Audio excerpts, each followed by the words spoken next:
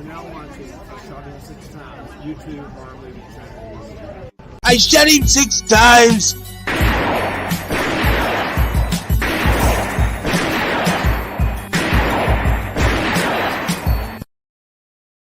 What's going on, horror fanatics? Welcome to I Shot Him 6 Times YouTube horror movie channel, and welcome to another edition of March Massacre covering the Leprechaun franchise. We are on the third movie.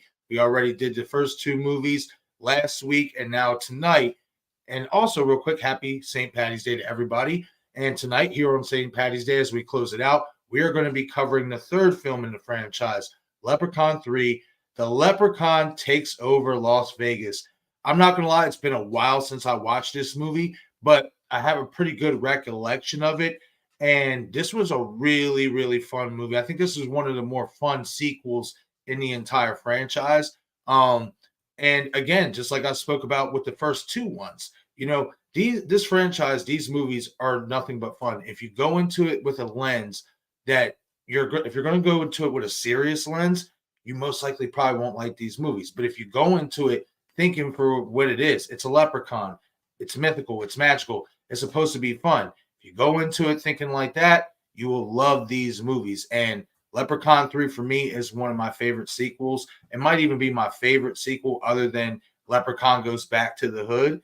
And we also are going to be getting a new Leprechaun reboot that's in the works. I'm actually releasing a video talking about the director, Felipe Vargas. He spoke with a platform the other day, and he spoke about what he wants to do with this upcoming movie, with this upcoming reboot that Lionsgate is going to be distributing. So it's going to be interesting to see what happens with that. But it's a fun time to be a Leprechaun fan, if you ask me. It's March. It's St. Patty's Day. We're doing a whole marathon throughout the entire month on these movies. And then we have a reboot on the way. So if you're a fan of the Leprechaun franchise, it's a good time to be a fan of the Leprechaun franchise. It's making a comeback. And let's just hope, and I was talking to Dom about this in the back, let's just hope we get Warwick Davis to return. I am going to touch on some of the comments that Felipe Vargas said. I personally think that the door is open. I know the interviewer didn't take what he said that way. So when I release that video tomorrow, you guys will get more details. So it's going to be a fun night, though, man. I'm really interested and, excited to revisit Leprechaun 3 in Las Vegas. And what do you feel about this film, Dom? When's the last time you watched Leprechaun 3 in Las Vegas? I don't know. Maybe it's been a while because Leprechaun 3, man, that sometimes I go back to that movie. Like, it's a fun movie. I think it's Absolutely. one of the best sequels to the Leprechaun franchise. But the the two movies I always go back to is In the Hood and Back to the Hood. It's just my favorites, but I do go They're back. fun, man. Yeah, I do go back once in a while for Leprechaun 3. So I'm excited to watch it again, especially with you, Marcus, because Yeah, man. it's gonna Yeah, be definitely. I know we had this lined up a few days ago and stuff. As you know, life happens and stuff. But I'm glad that you had time in your schedule to come hang out tonight and revisit this film with me. And we're gonna have a blast, man. Like, this is a Leprechaun, man. Like, I love this character so much, and I just hope the reboot does it justice. We spoke about it in the back. Leprechaun Origins and Leprechaun Returns didn't really hit for me. So I'm really, really hoping this new reboot does, man. I really do.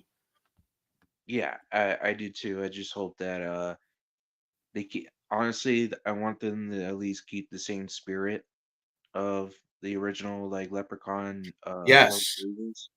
And if they want to elevate it in some way, of course, like maybe if they want to take place in modern times, which is now, of course, technology is going to be more influenced when I guess you can say because we have phones and all that. But I want Warwick Davis to be Warwick Davis's Leprechaun. You know what I'm saying? Like Yes. just keep that spirit alive and have that goofiness still there, and you can add like modern characters that we never seen. Right. Absolutely, man. I'm super excited for that. And I'll be even more excited if we get that news that Warwick Davis is going to return. It's possible. Like I said, he said that he wouldn't mind returning to horror once his kids were adults, and his kids are adults now. So the time is now, if you ask me. If you're going to make a move for Warwick Davis to come back and play as the Leprechaun, here it is. He's still fairly young. He's in his early 50s, so he can still do it. You just seen him in Willow. He's still out there grinding, man. So let's hope we get him back in the Leprechaun franchise. And I will say this, that is something that Felipe Vargas did mention, that he's kind of hoping to go back to the original feel of the original. So that's a plus if you ask me, because as much fun as I have with these movies, I would like to see it go back to a little bit more seriousness like the original. Like, yes, was the original fun? Absolutely. But it definitely had its moments in that movie when there was tense. You talked in the back about the eyeball scene when she poked, when Jennifer Aniston, Tori Redding pokes his eyeball out with the pipe or whatever, or with the nightstick, and he takes the cop's eye and he puts it in his eye and stuff like that. That's a creepy moment. That in the opening scene, when Mrs. O'Grady hears that little kid's voice, and it's obviously the Leprechaun, but he's singing "Mary, Mary Had a Little Lamb," and then she opens the briefcase and he cracks it open the rest of the way, and you just see his eyes, and there's like a tint of yellow. Like, there's some definitely tense, creepy ass moments in the original film, and I really do hope they kind of get back to that vibe a little bit. I really do. So it was nice to hear Felipe say that that's kind of the direction he wants to go in. Yeah, and also too, when it comes to that too, the original concept for Leprechaun was actually supposed to be a serious like kids film. I think like it was supposed to be original like serious like scary kid film, and then of course they change it to R rating, and um it's goofy, but it still had some of that like serious horror elements in it, and I hear people like back then shit on the movie back in '93 when it came out because that type of film wasn't really like it wasn't really, it came out like, I wouldn't say it came out at the wrong time because it is what the '90s, but Right. I would say like at the time people didn't receive it well because it was just what it was. It was something different. And at that time, horror was kind of on the downhill. You know, we were just getting a bunch of sequels to the original slashers.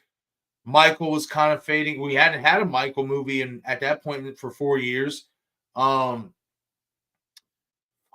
what year did Jason Goes to Hell come out? Same year, '93. Yeah, Okay, so it came out basically around the same time as Leprechaun. yeah, So yeah, that's what I'm saying. Like those, and then we did get New Nightmare, which you know how I feel about that movie. That's my favorite Nightmare on Elm Street movie outside of the original.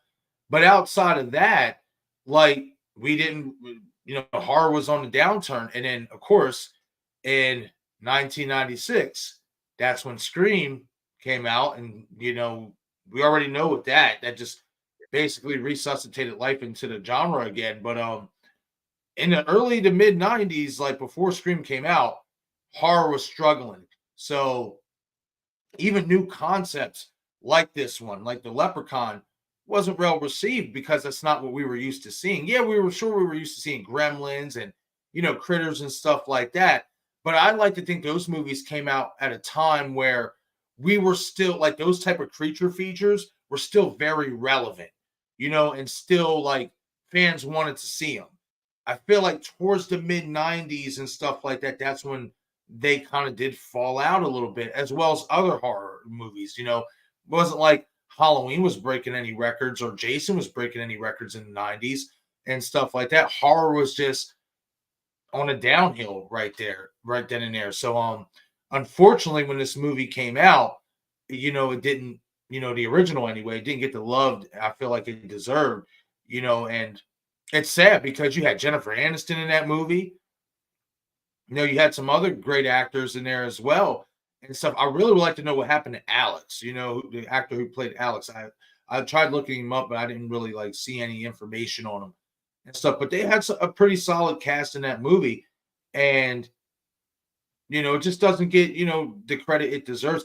It's like we spoke about in the back. The problem is when people go to watch these movies like the Leprechaun, they take it too seriously. If you don't go into it thinking that this is a slasher who done it, like a Scream or like a Michael Myers, like a serious type of slasher, if you don't go into it like that, think of it for the mythology of what the character is, a leprechaun.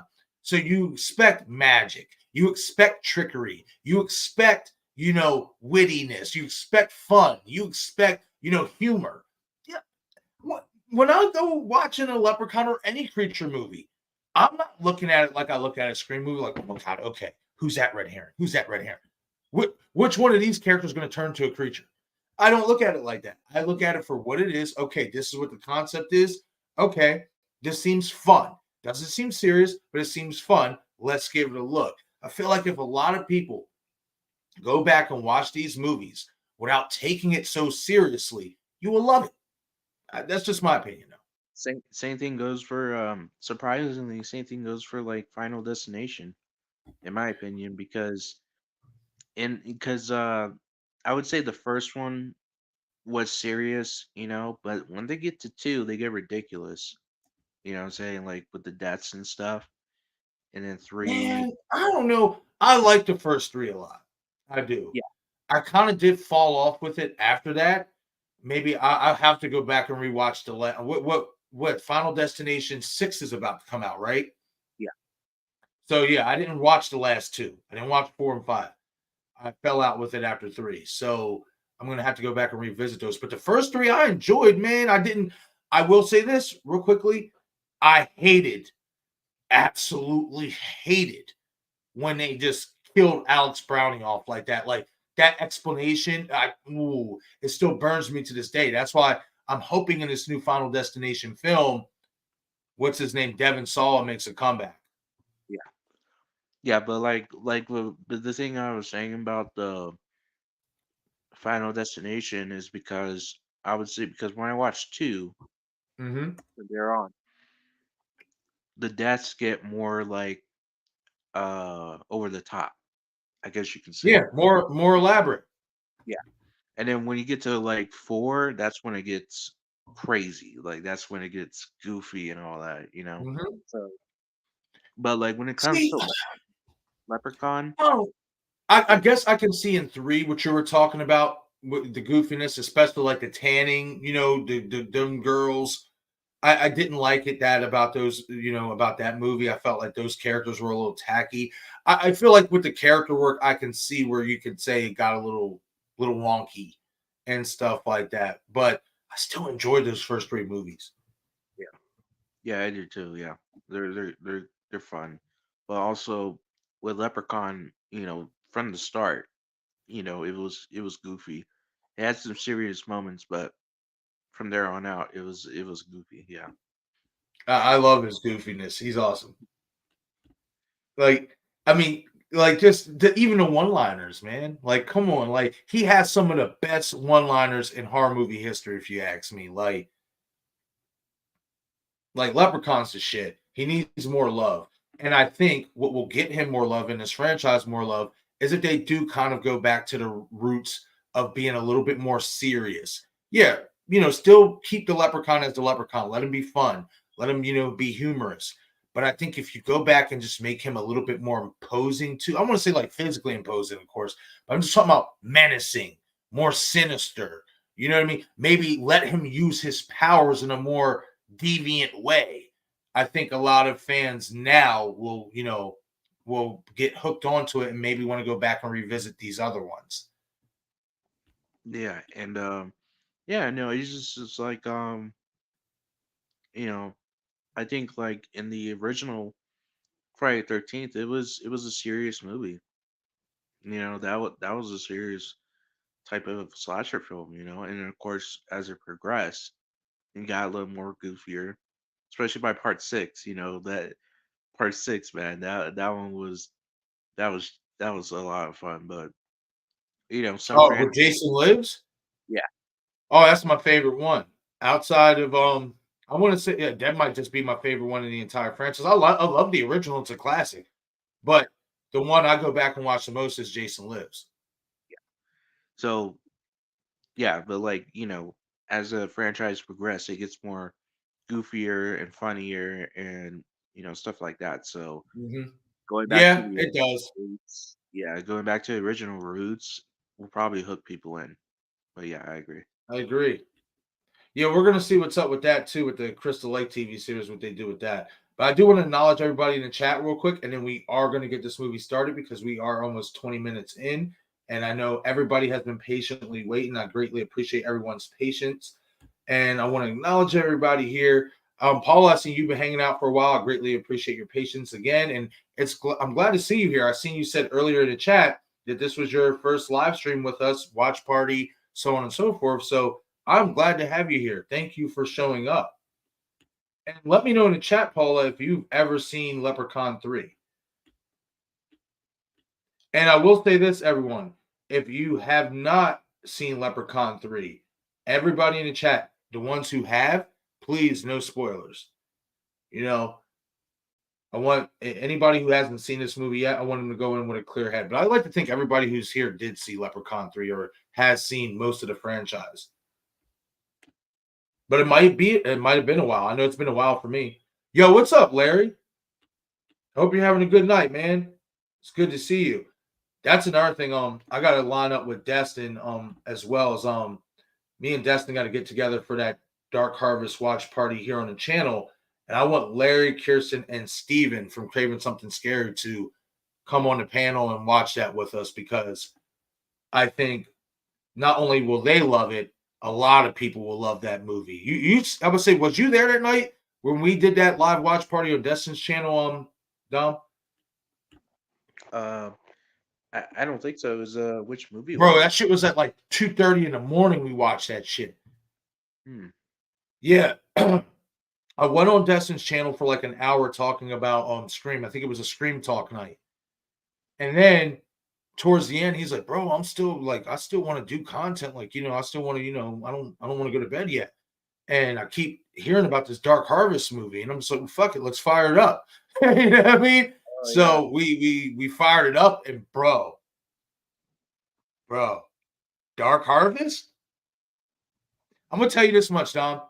I wish I can go back and redo my top 10 movies of 2023 because that would have made the list. I knew nothing about that movie until we watched it that night.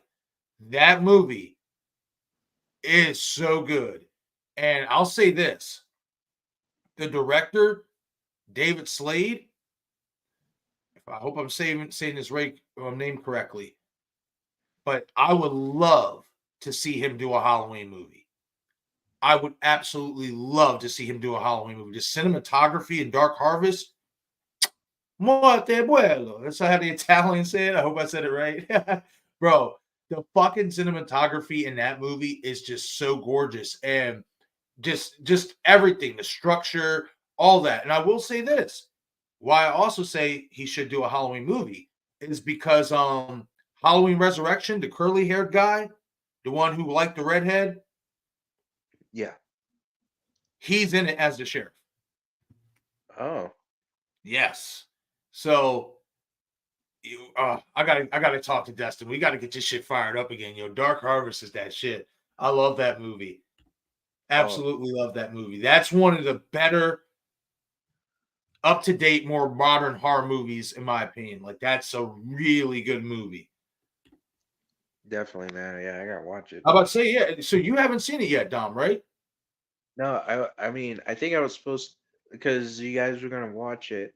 Yes. And then I got a hold of Steven, but Steven was booked up. And I really want to watch it with him on the panel because I want to see his reactions because I think that he will love it. Yeah. So we might have to add you to that list too, then, Dom. Might have to be you, Steven, me, Destin, Kirsten, Larry. Yeah, that works out. Sounds like a plan. We'll have to put it together. What's up, Val? Val saying had to stop in and hit the like button and say hello to all you wonderful people. Thank you so much, Val.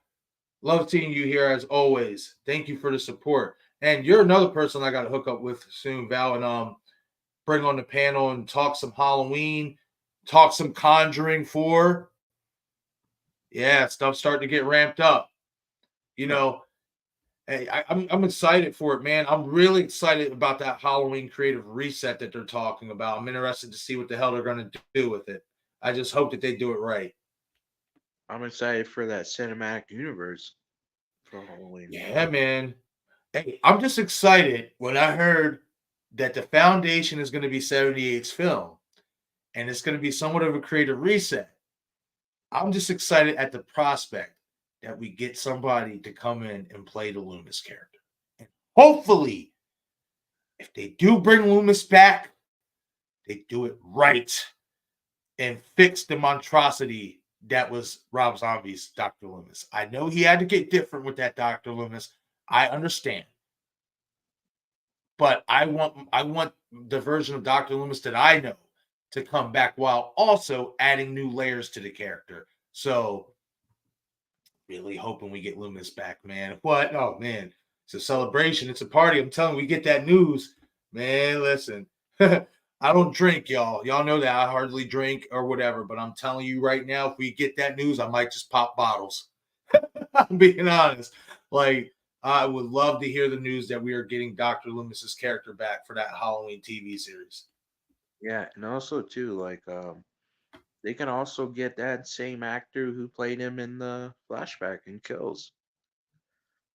Tom Jones, yeah. I think the only issue with that is, man, I mean, unless they can work around it, and it's TV, it's magic, just like movies and stuff.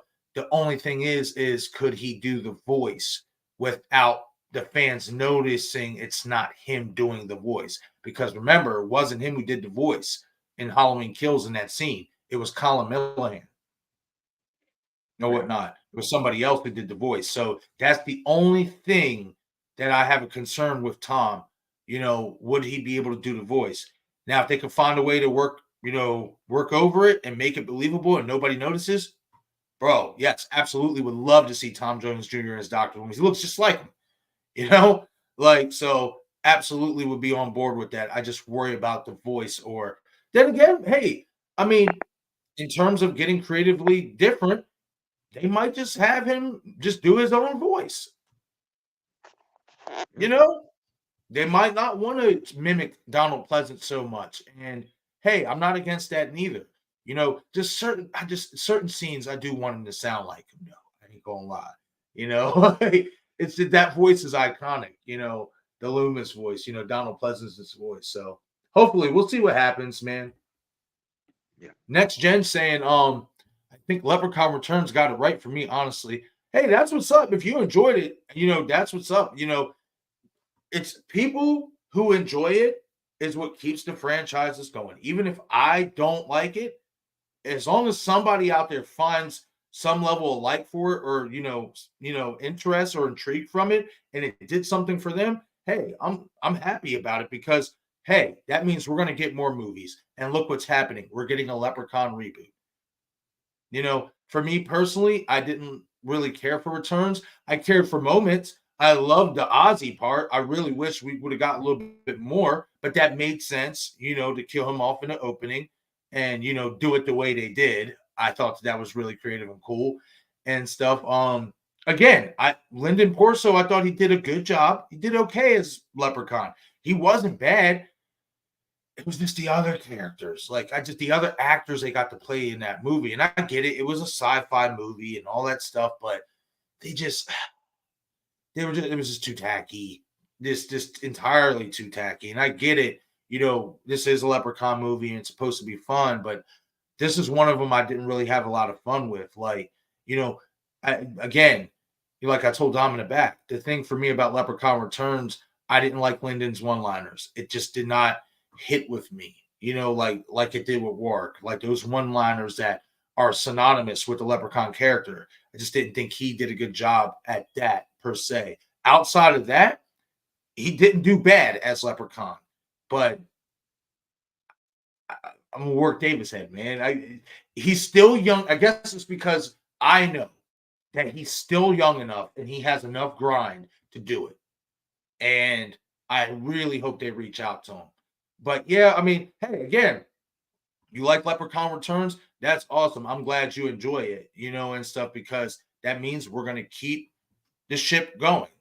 That means Leprechaun, as long as there's fans who like the movies, whether I don't like the movies or somebody else doesn't like the movies, as long as there's fans who do, the carousel just keeps going, baby.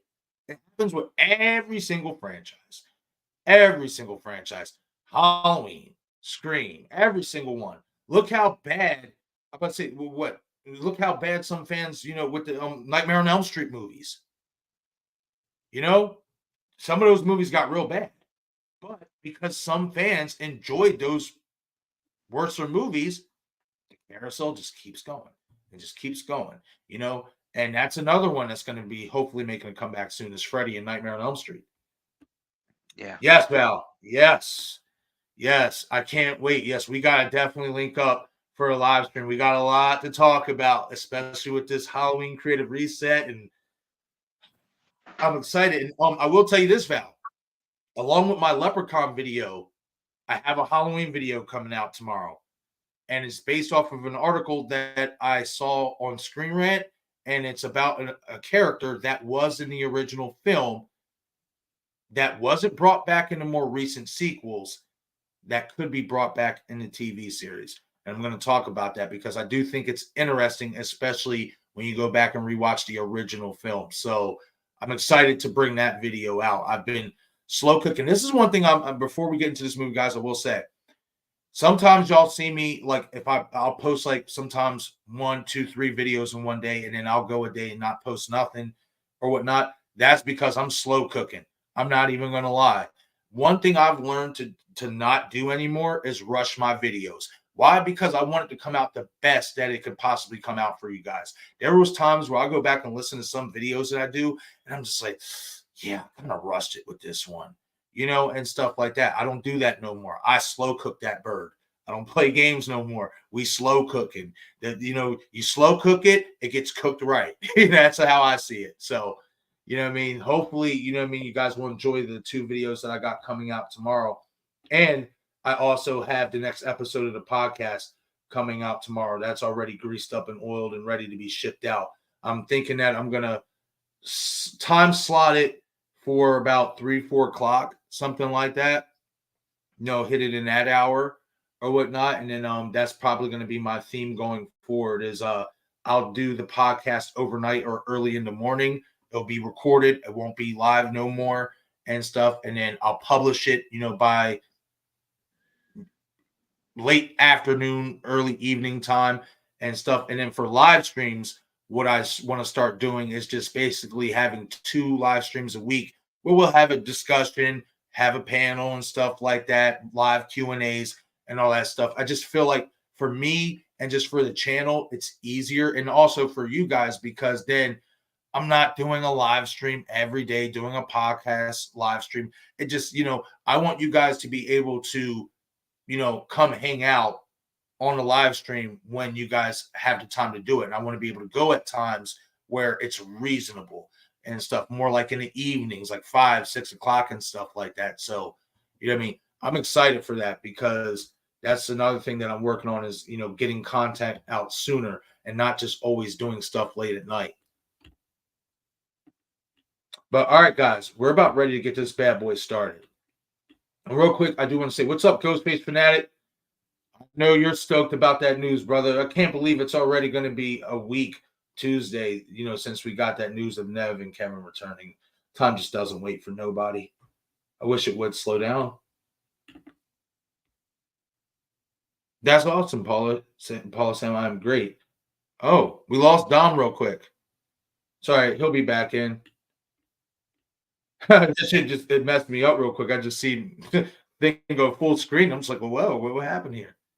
All right, I see you, Dom. There we go. Trying to see. Okay, so guys, we are going to do a countdown. So everybody in the chat, let me know if you guys are ready. If you guys need a streaming platform for Leprechaun 3, give me 1 second.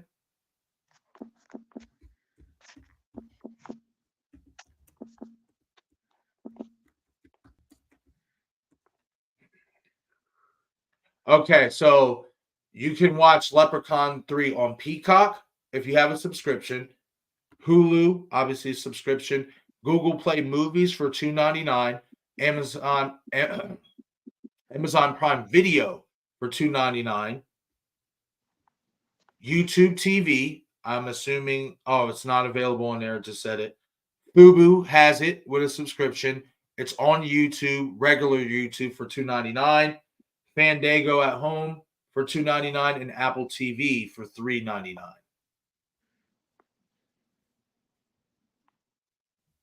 And apparently you can watch it on Roku as well if you have Roku. And Tubi. I'm scrolling down even more lists now. Yep, Tubi, Vudu. So even the free apps have them where you don't need a subscription.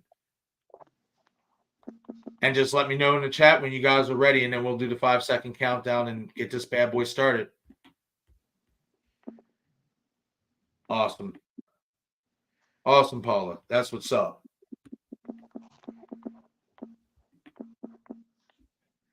Okay, so I did see this real quick. Okay, yeah, man, that has always been my fantasy versus matchup is Chucky versus Leprechaun, man. Ghostface Fanatic saying, but I did want to see Chucky versus Leprechaun, even though it probably wouldn't have made sense. Oh no, it makes plenty of sense. And listen, from a storyline standpoint, it ain't really supposed to make sense. These are two of, these are the little guys of the horror franchise, or the horror genre, I should say. These are the little guys. Both have some type of magic to them. Obviously, Chucky with the voodoo and the Damballa, and Leprechaun is a leprechaun. We don't need this to be serious. We just need these two to be themselves, be funny, kill people, and kick each other's ass. That's it. We don't need nothing else, Ghostface. So I would love for that to happen. It's a damn shame that Brad Dourif is getting up there, man, because I really wish we could get that movie, but I don't think it's ever going to happen. I wish it did. I felt like after Freddy versus Jason, if there was going to be another versus movie, you know how they did Alien versus Predator. I always thought that should have been Chucky versus Leprechaun. Unfortunately, it didn't happen. And who knows, maybe it'll happen in the future with other actors portraying the roles, but I don't want to see that personally. My dream matchup is Brad Dourif as Chucky and Warwick Davis as Leprechaun. That's what I've always wanted. Like, man, it's nice to know that other people wanted to see that too. Like, shit, I've always wanted to see that. That shit would be so much fun. So much fun. Ghost was saying, I'm excited about the news about Nev and Kevin Williamson returning. I predicted that Nev would be back. Yeah, man, I feel like a lot of us kind of had an idea she was going to be back. We just, especially once they did, what happened, with the situation and stuff, all that money was freed up. So I think that definitely a lot of us were on a hint that she was going to return. But when you add Kevin Williamson to the mix, that was the nail in the coffin, if you ask me. Oh yeah, no, yeah. Just to get those two on board, two people that were involved in the franchise since the beginning, Right. It was a perfect match. Absolutely. Paul is saying, I'm more excited for Kevin. I love Christopher Landon too, but Kevin knows Scream. Yeah, absolutely. I will say this though. It is sad, how it played out for Christopher Landon, because even though Kevin knows Scream, I feel like to a degree, so does Christopher. We just didn't get to see how much he knows Scream. I'll just leave it at that. And it'd be nice to see if he can get another shot down the road. I hope so. I like Christopher Landon. I like his style. All right, guys. So we're going to do the 5-second countdown. Just let me know in the chat if you guys are. Yeah, Ghostface Fanatic. Yep, it's stew time. Hopefully. I don't see why there's, no reason why it can't be. I know I did see some Screen Rant article the other day where they're kind of questioning. They said it's bad news that Kevin Williamson is directing because he squashed the Stu is alive rumors. And I'm just like, I was going to do a video touching on it, but I just said, I'm not even going to waste my time because it's just like, I'm not trying to be rude, but if you really believe him when he says that, I don't know what else to tell you. This is, the guy was going to bring him back before, so.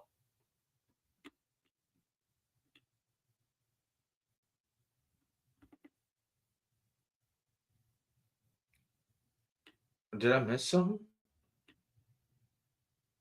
Paul saying, and those streaming is for the future live streams. I don't know if I meant. Oh, okay, got you. I appreciate that, Paula. I think I get what you're saying now. Yeah, I appreciate that.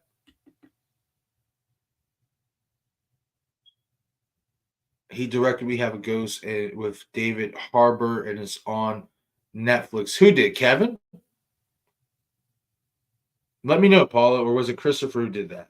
Because I know Christopher's in the middle of doing another project. All right, Dom, you ready, buddy?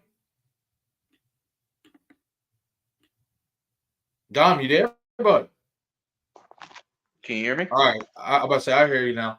I wasn't sure. I thought something happened with StreamYard. You know how StreamYard can get sometimes. Yeah, I'm ready.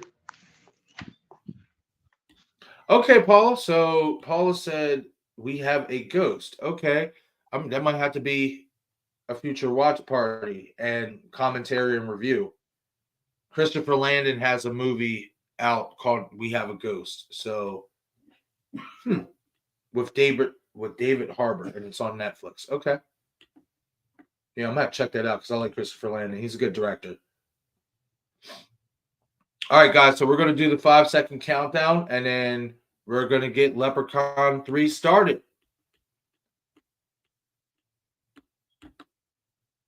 Get this bad boy fired up.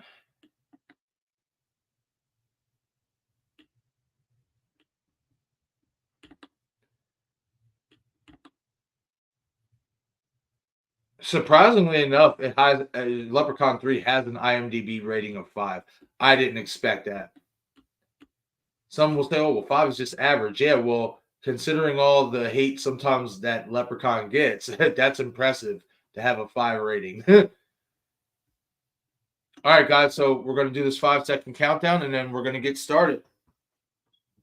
5, 4, 3, 2, 1, play.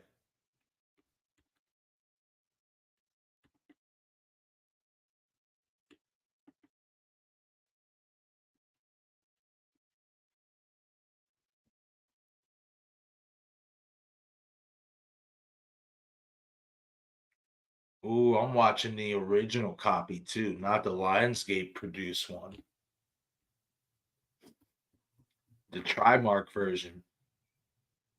Because Lionsgate has their shit on it now. Oh yeah, I On the forgot. more digitally remastered versions, Lionsgate has their intro to it. Yeah, because Trimark were the original distributors. Yep. Classic '90s Trimark. Yep.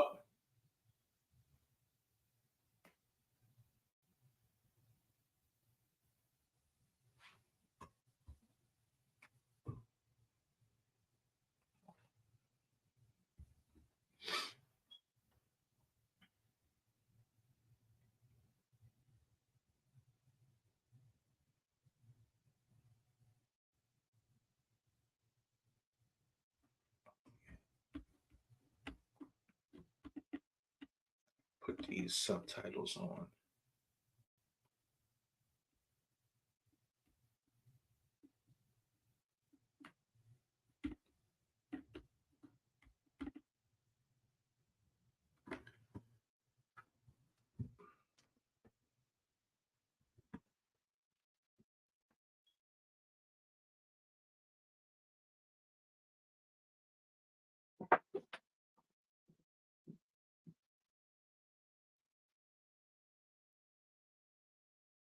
I love the Vegas setting, man.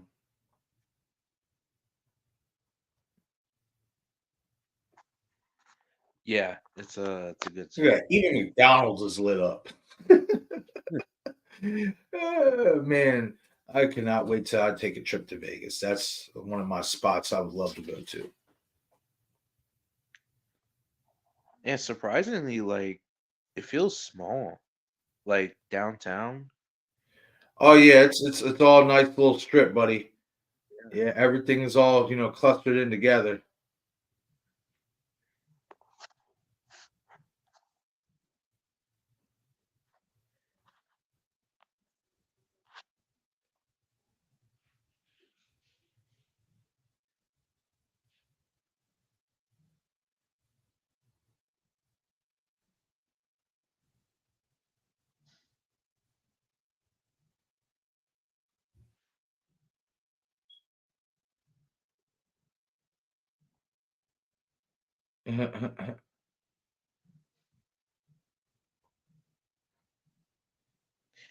Oh yeah, what's that girl's name? She was in Texas Chainsaw Massacre 2. She was in Stepfather 2. I forgot the her name. Said stepfather too. Yeah, she plays the DJ in Texas Chainsaw Massacre 2. I forgot. Stretch. She plays Stretch in Texas Chainsaw Massacre 2. Caroline Williams. That's her. That's her name. Yep. Look, you done told your ass to not touch the medallion, you fool. But because you see that big ass ruby in the middle, you just couldn't. You just had to do it. Now he's up. Now he's awake.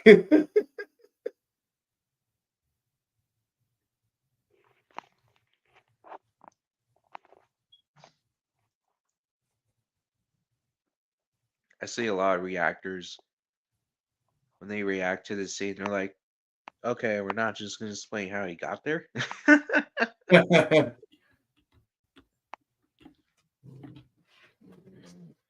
like how homie says, complains about the medallion supposedly being fake, but he still puts on and wears it anyway.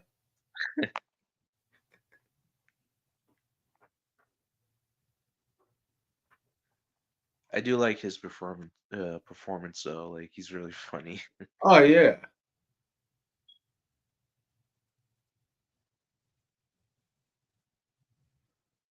I bet you shit I was here. I like Indian food so spicy.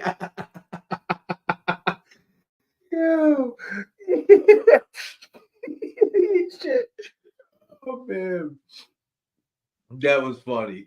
I like Indian Oh, food so spicy after biting his fucking ear off. Oh man.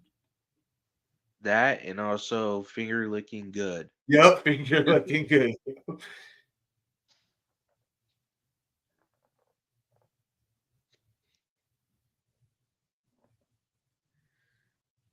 This thing go back in the head a dozen times until you're dead.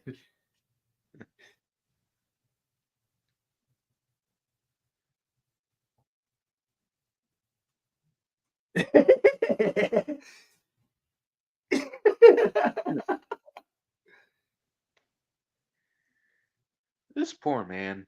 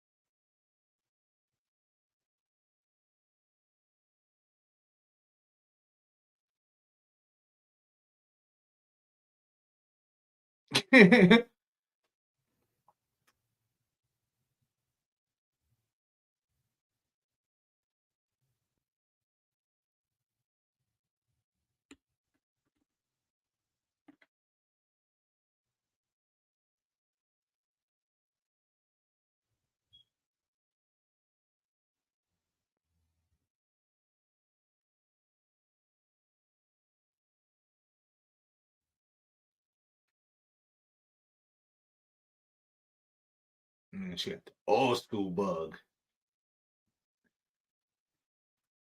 Old school as hell. Love it.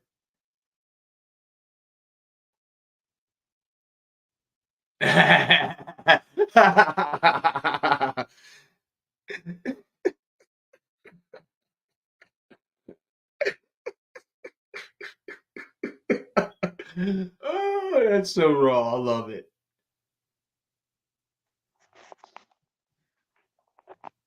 Yeah, this movie, man. I mean, all the movies, man. They don't hold back.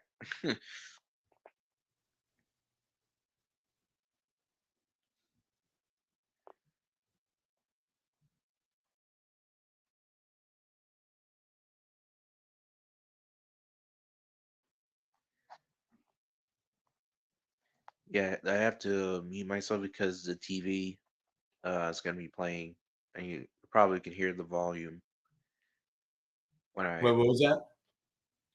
the so I mute my microphone because the TV's playing. Oh, So okay. Yeah, no, you're good, buddy.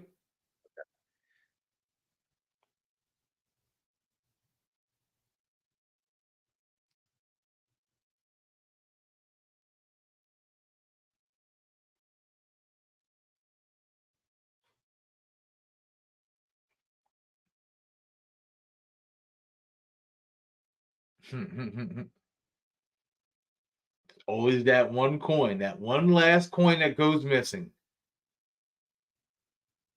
I'm 1 shilling short. Always that 1 shilling.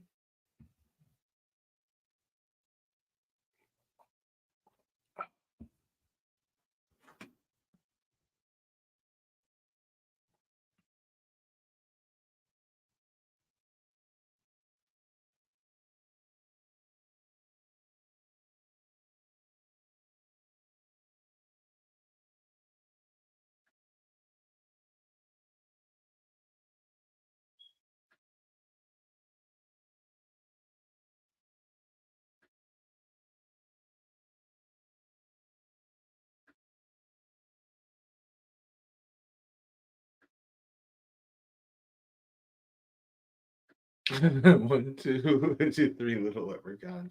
Where's motherfucker loading the gun, counting it up?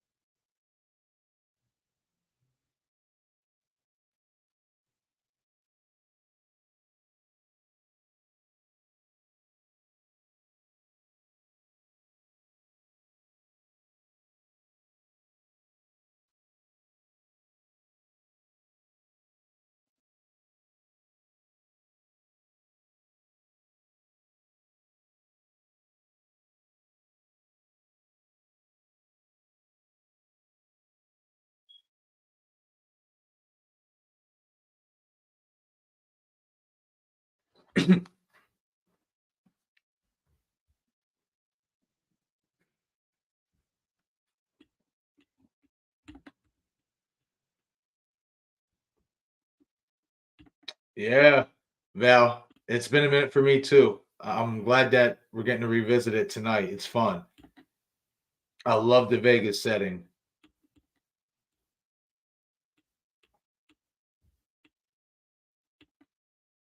Hey, what's up, Tyrese Daniels? Saying favorite movie. Okay, that's what's up. Glad you're here to enjoy it with us.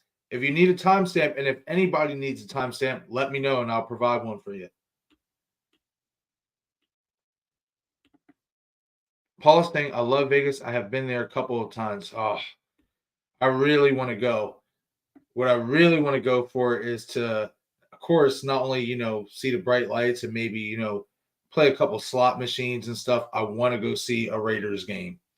That's my favorite football team. I would love to go sit in the stadium,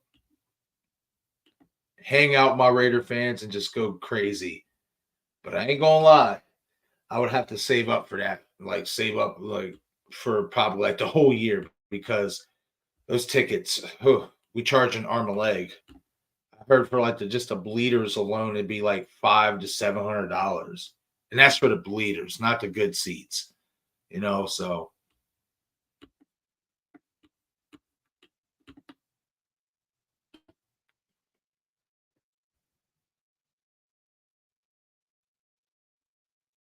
I also want to learn how to play craps though too. I would definitely try to play, hit the craps table down there.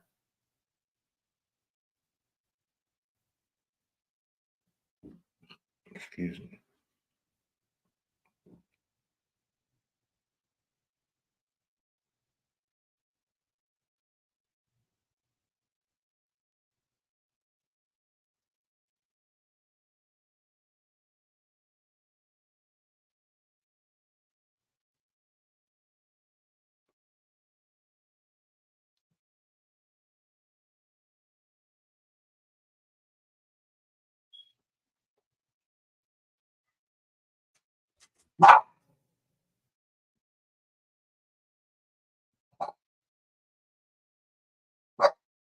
Tomboy, come here, buddy. Come on, man. I know you hear that cat outside. I know. It's okay.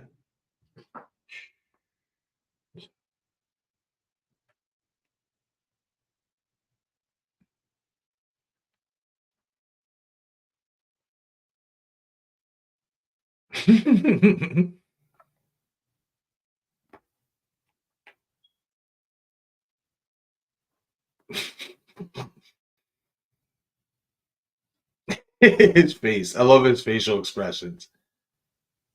And I love how he's basically mirroring himself to fool him.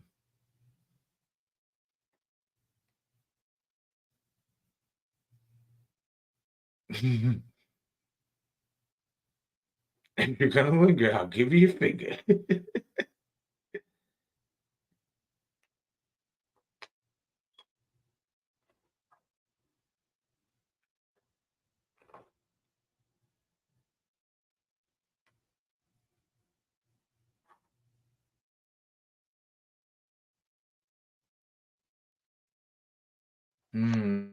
Yep, that medallion fucks him up. And my boy spitting out green foam like he the exorcist. That's his weakness, man. He's I'm a dangerous man. Oh man.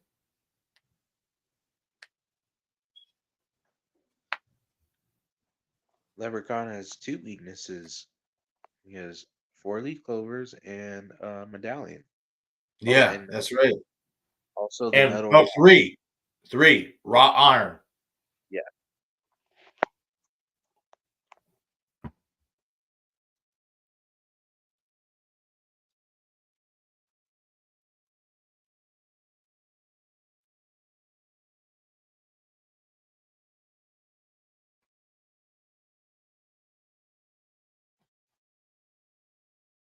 See, just his facial expression when he's seen the tables, that's gonna be my expression when I go there. He just had that smile like, yeah, I'm about to get into some shit. Yeah, I didn't. That should be a thumbnail.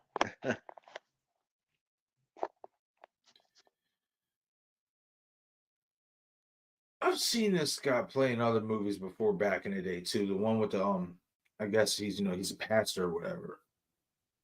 At least he's wearing a pastor's collar.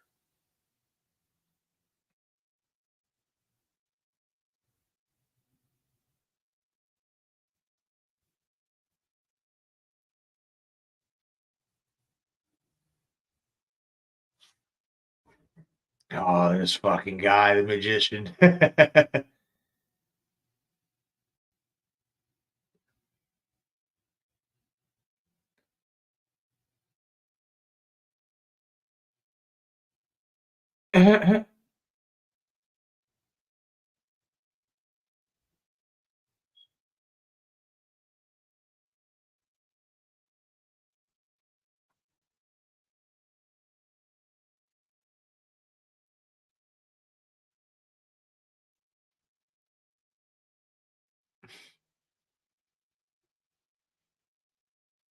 Yo, he ain't shit.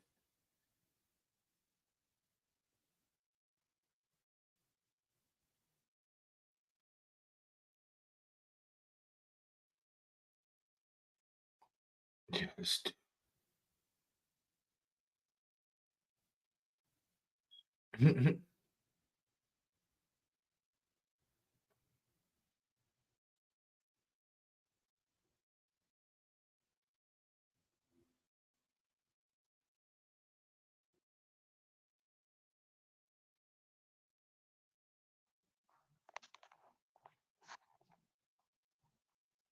Yeah, man, these magicians, man.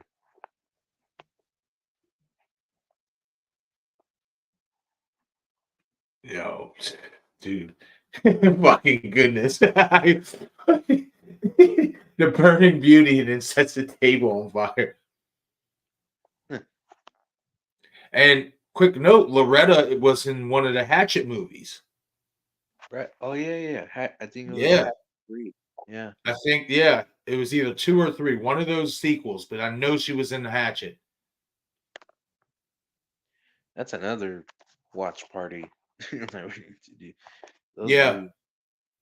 Actually, me and Bob, we did start them. I said we did all of them. Yeah, we touched on all of them. This was like when I first started streaming and stuff 2 years ago and Oh, stuff. Me and Bob, yeah, we did all those because he put me on the Hatchet. I didn't like I knew a little bit about it, but I never got into it. And I liked them. I think they're solid. It's one of the better creature features, in my opinion. And I'm not really big into creature features, but I can get into some Hatchet. yeah, And then, of course, I mean, Danielle, she comes in the second and beyond. I do wish they would have gave the original Final Girl a chance, but maybe she didn't want to come back for it. And you can't go wrong with Danielle Harris as a replacement. So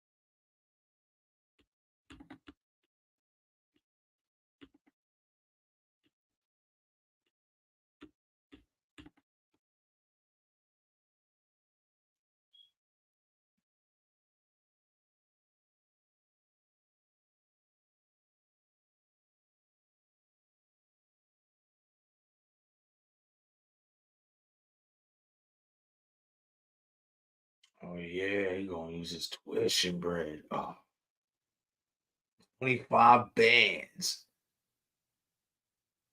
Man, listen.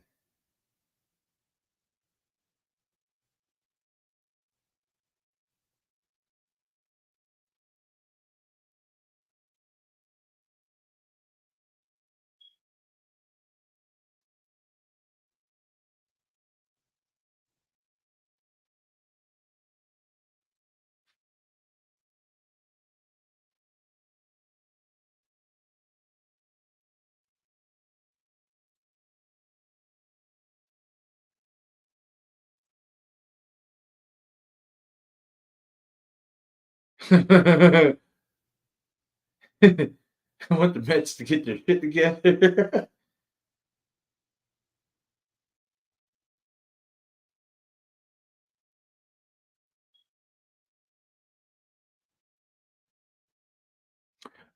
I know. Tell me the other thing, the threat thing.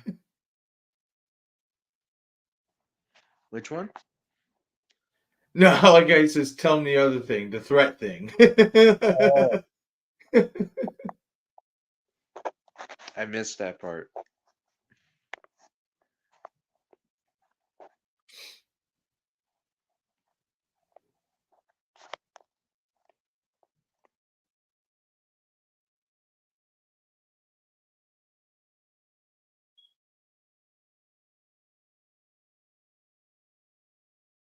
I could have taken him.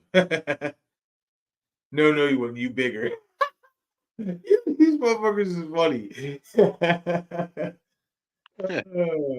Wish I could have taken him. Dang, man. Dom, like, what would you do in that situation? Would you have cashed that whole check of 25,000 of tuition and played, or would have just took that money and went to college, ain't? I would have took that money and went to college. To be honest. Yeah, man, that's too much of 25,000. Shit. You could do a lot with that, man. Especially in college. I mean, that was for his tuition. Yeah. Like,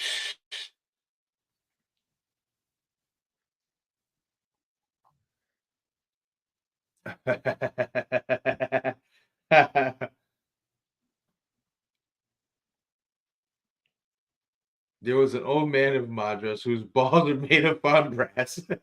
So, in the stormy weather, they both clanged together, and sparks flew out of his ass. Oh, oh, man. Yeah. See, this is what I'm talking about. Bro, it's just fun, man. It's Right. This is what I'm talking about, though. Like the dialogue and the catchphrases and the one line, like everything. Like this is why he's the leprechaun, man. You got to get him back. Like, oh yeah, man.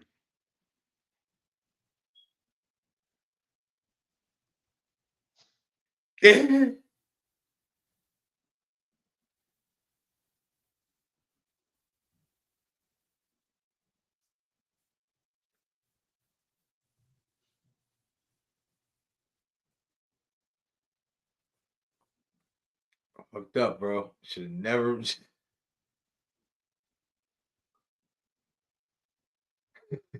I told you a terrible lie, and now you're going to die.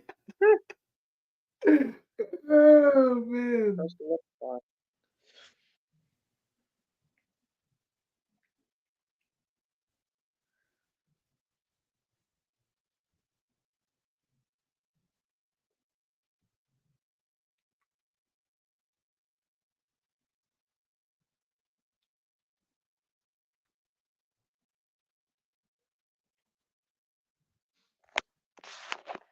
Was that 23,000?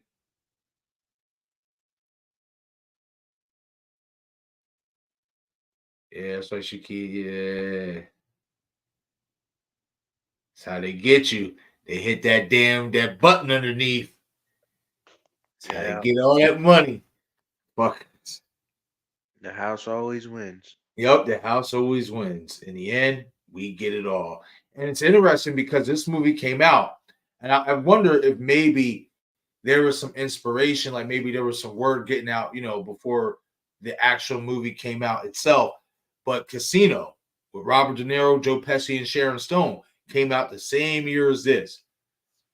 So I wonder if, maybe before they did this movie, if there was maybe some rumblings about that movie being made, and maybe they took inspiration as to why they decided to set it in Las Vegas.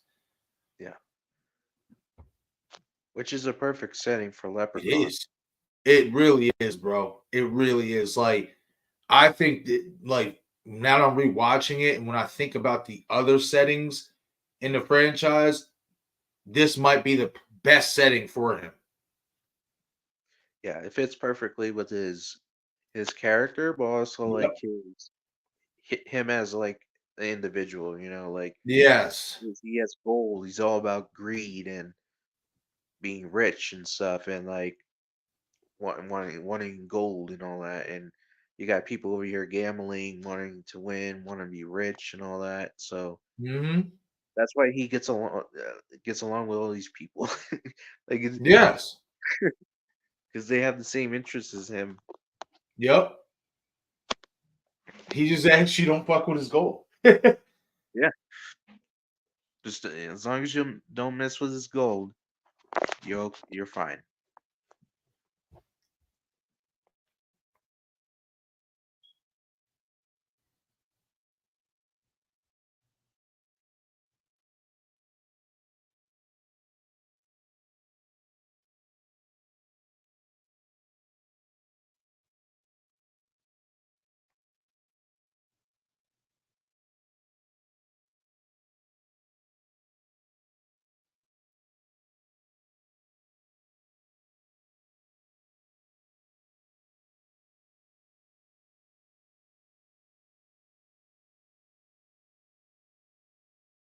Yep. That's right. If I'm remembering correctly, I think he does end up hitting like huge, and that's what changes his fortunes.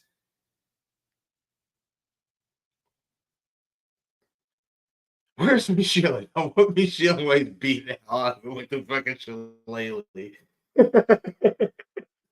Oh man. Oh shit. Love it. Oh yeah, that's right. He finds the gold. Yeah. Oh yeah, that's right. That's right. That's how his character. Okay, now it's starting to all Yeah. jog back. Yep. Yeah, that's right.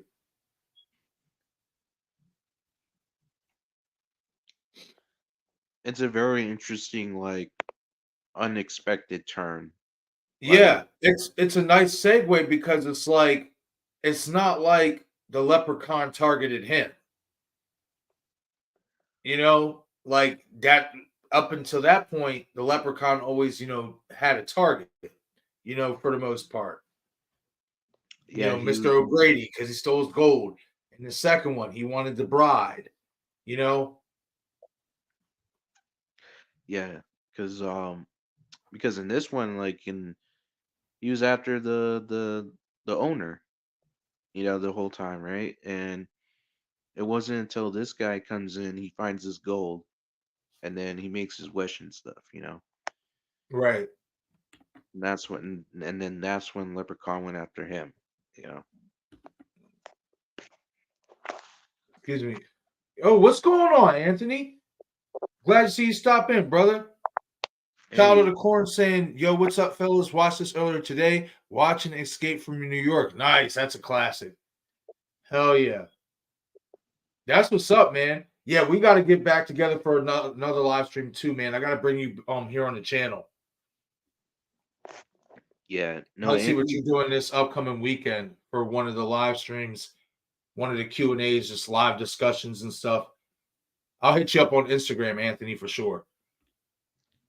Yeah, but like Anthony, he's been doing his daily podcast on his channel.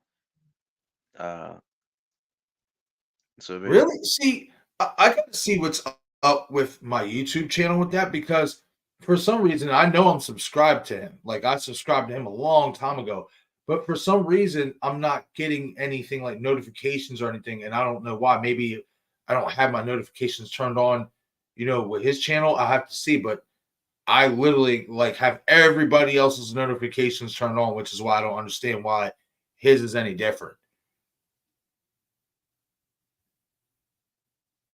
Like, because I remember when we went live a couple weeks ago on his channel and stuff, I had to wait till we went live or whatnot in order to even find the live stream and then share it to my channel and stuff. And I didn't understand why.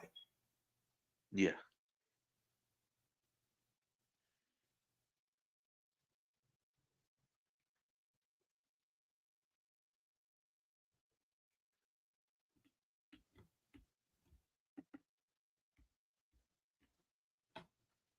I don't.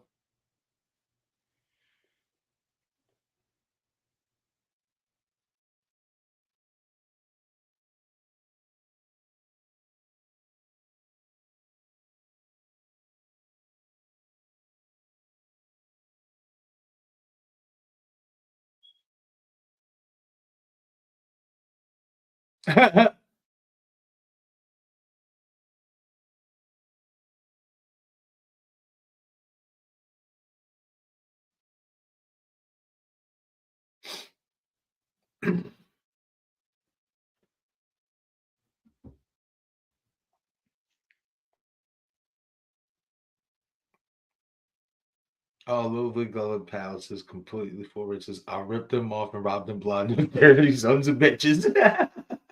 Let's go. Oh, Great line. man. Such a great line. It is.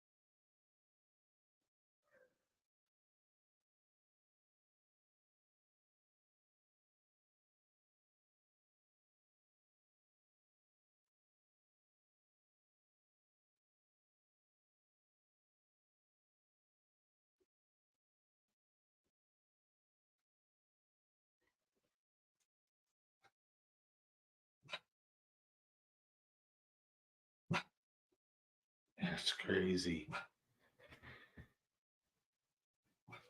That shit was funny. She said just 2 hours ago he was losing his shirt. Now I can't stop him. Shit. Yeah. That how shit don't always work. He said, let's go. Oh man.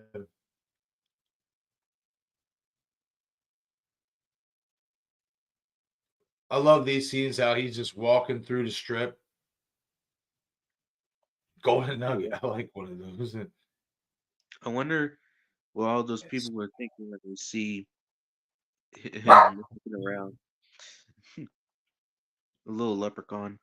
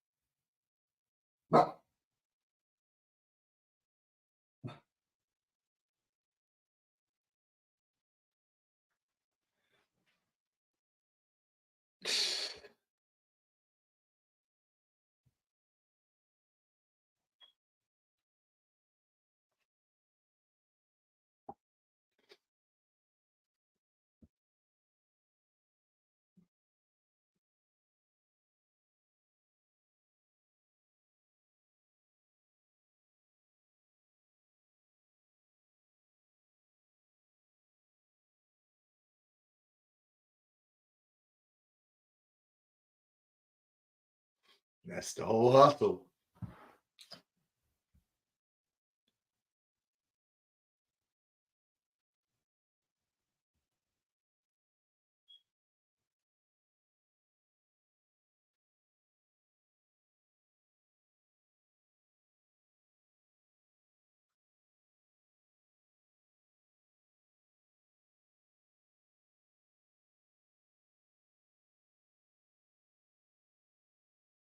And I found a dead guy at the pawn shop.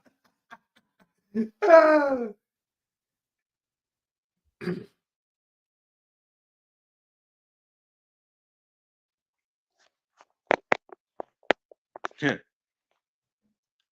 Say nonchalant.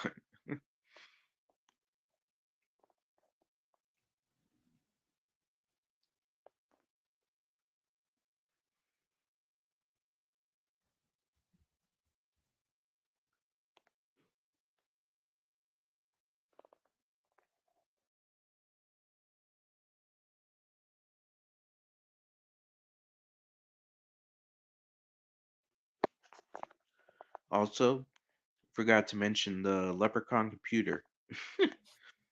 Huh? We forgot to mention the computer leprechaun, the leprechaun manual. Oh yeah, that's right. Yeah, yeah, yeah. Yeah, the folklore's manual that he was watching earlier. Yeah.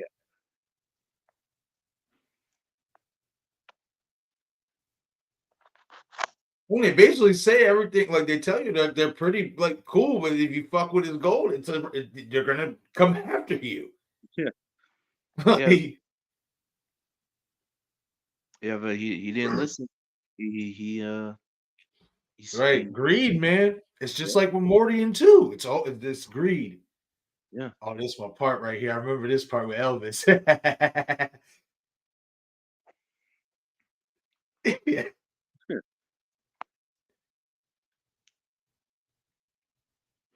Thank you very much.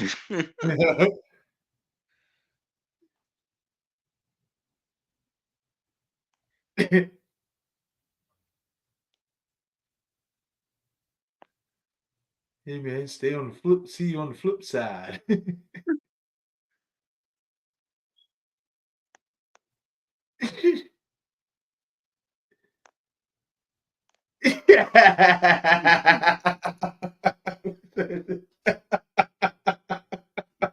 Oh, yeah, he's too good, man. Yeah, he's having a Oh good man. he's having a good time.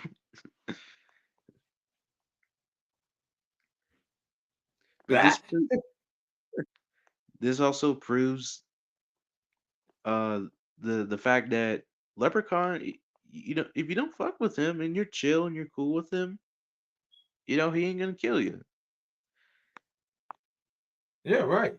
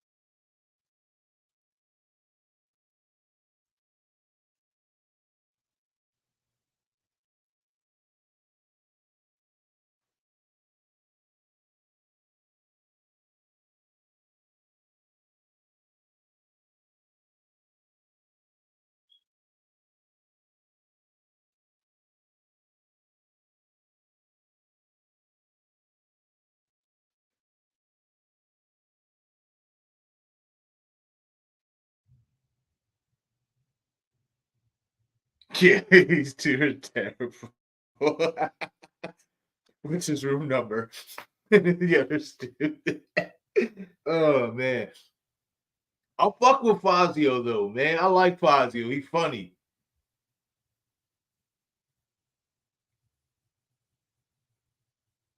Taking Yeah, candy from a baby.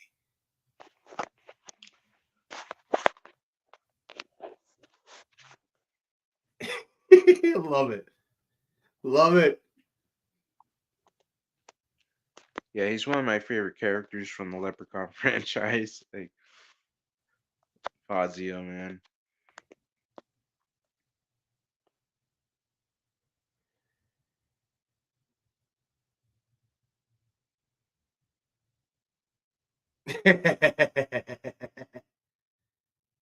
Like a slot machine.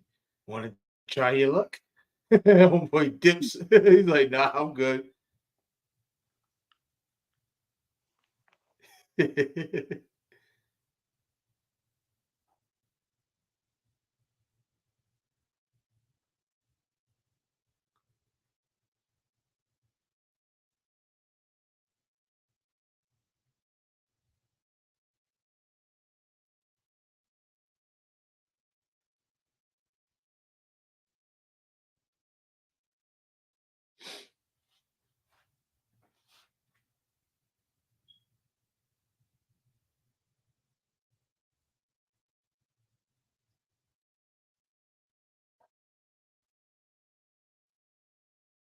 This dude, that's silk. I'll keep that. Yo, what the fuck?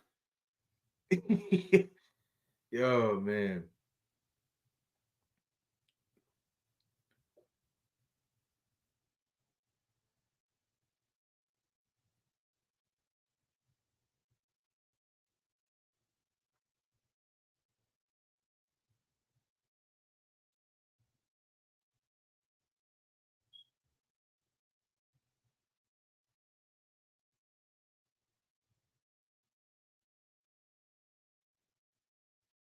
Yo, this motherfucker. Yeah. Yeah. Oh man. Really just used that fake ass fucking magic powder to disappear. Oh man. Yo, shit.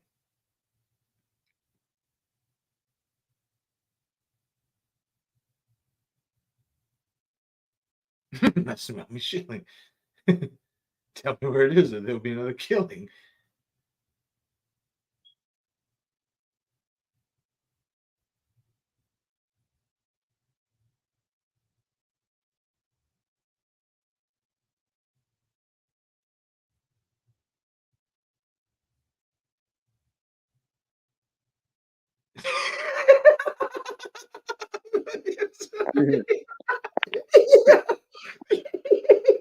His fucking body go flying out the window. Oh, oh my god! And Like a it did it in slow motion.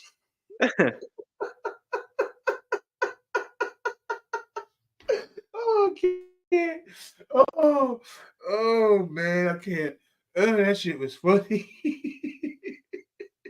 it's like a Oh, ragdoll. you're for real, man. Oh shit. Oh man. Next time I take the elevator. Yeah. Oh shit. Oh man.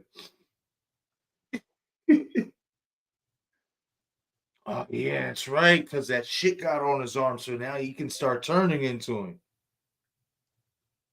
in so Yeah. many ways. Yeah.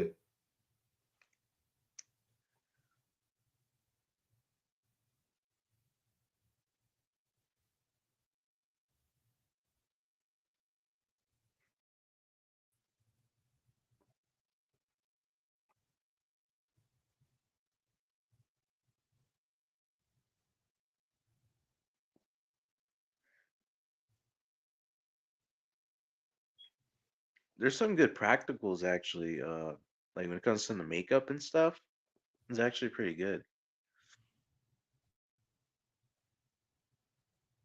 Wait, what was that?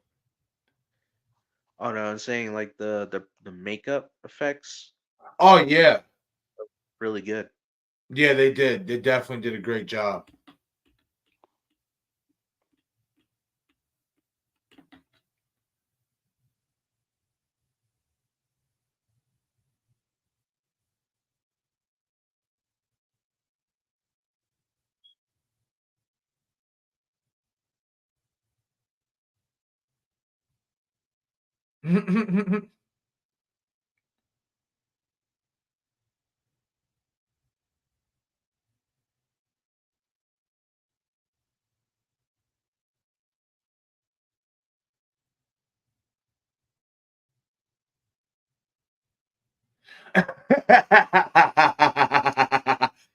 Oh shit.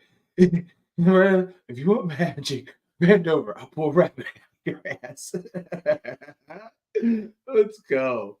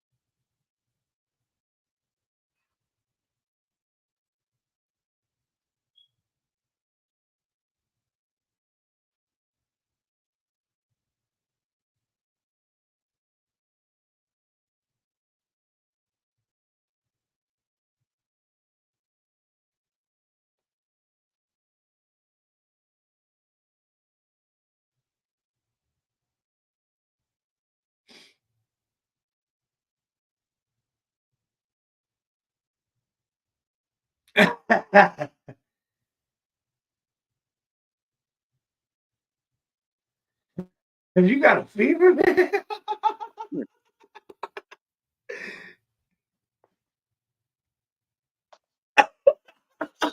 She said, You're fucking expression. I love it. Oh,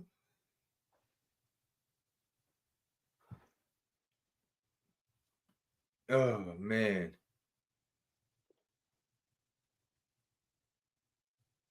Mandatory drug testing for all employees. That's it.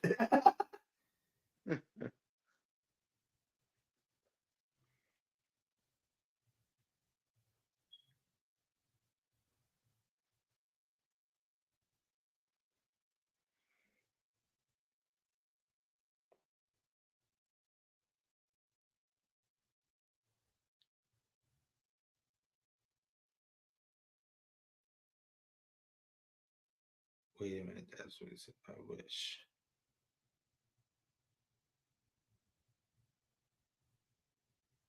Yeah, she figured it out.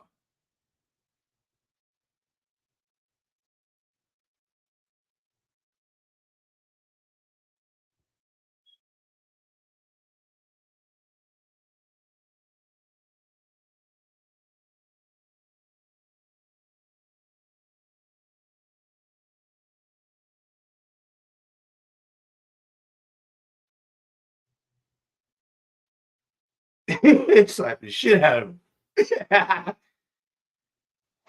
him.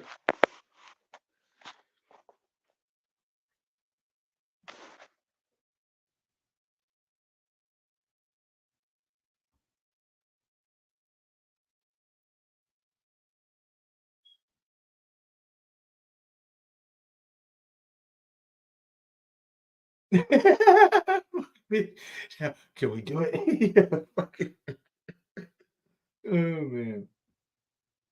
Yo, this dude.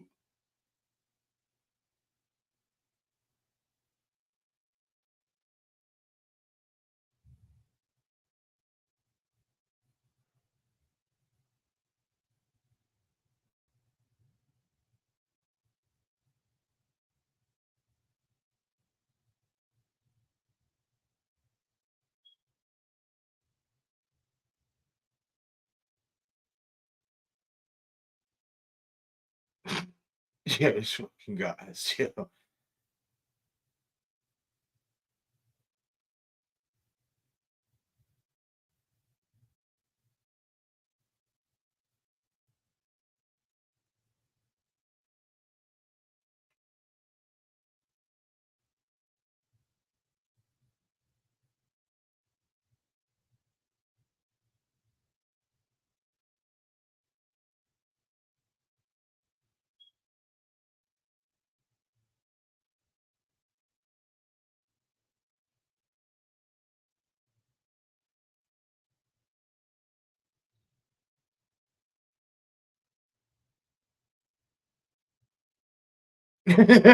He said burn. Like, oh, hold up, real quick. Burn. What the fuck you mean burn?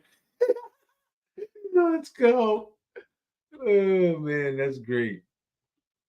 Yo, what's up, man? Thank you for stopping in.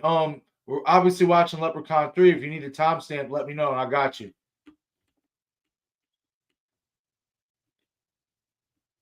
I'm at 51 seconds and 51 minutes and 48 seconds. So basically we're about the 52-minute mark.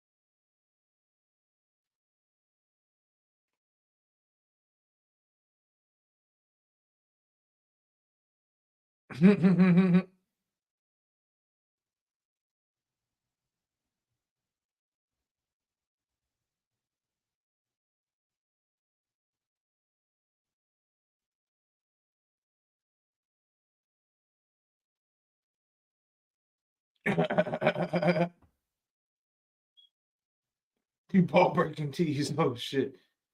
You're fired. Oh shit.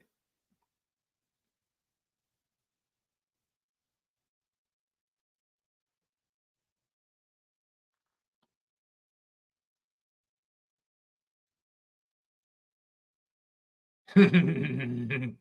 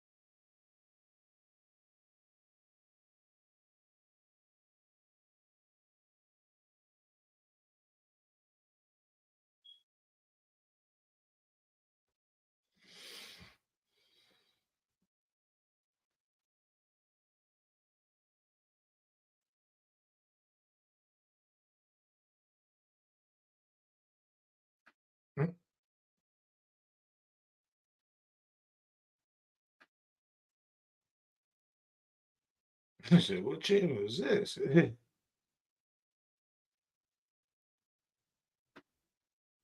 She called me Mitch. I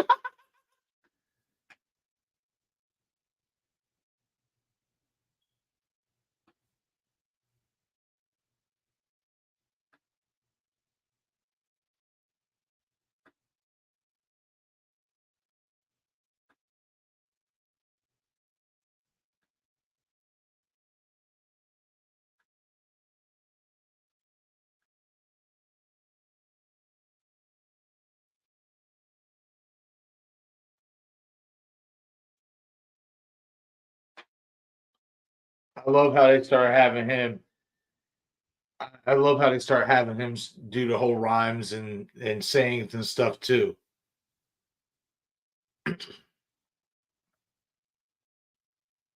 because he's in so many ways turning into a leprechaun.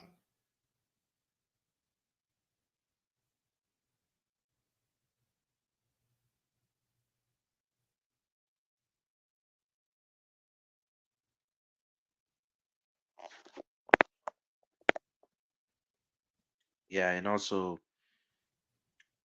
his leprechaun, and and you guys will see in a minute or two.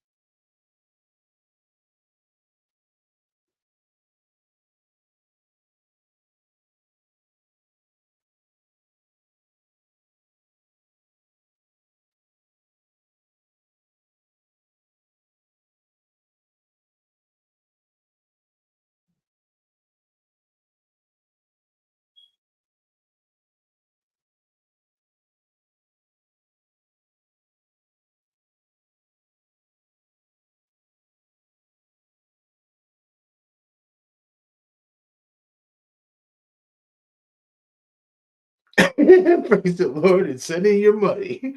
Otherwise, you're all doomed to hellfire and damnation for fornicating with the devil's harlot, especially you, Mitch. You're a prime offender.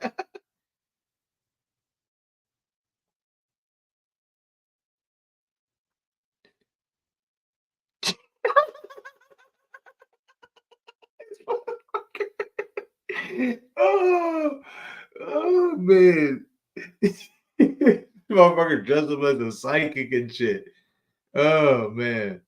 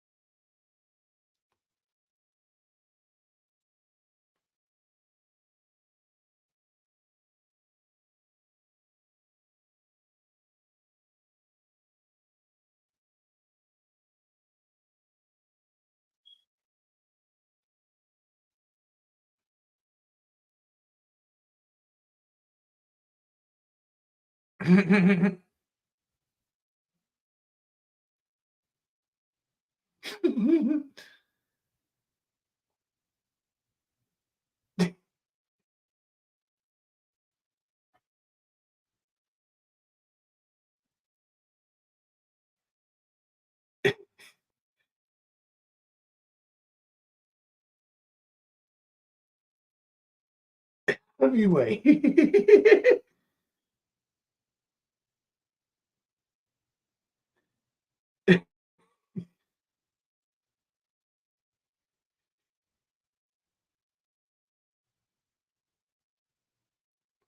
Damn, rip this shit right out. Beauty is in the eye of the beholder. Rock. Let's go. Damn. Give my boy a nut shot.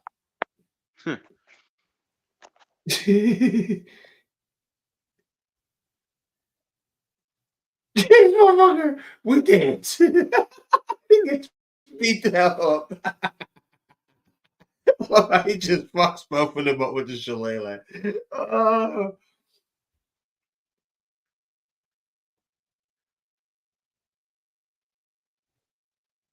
oh man.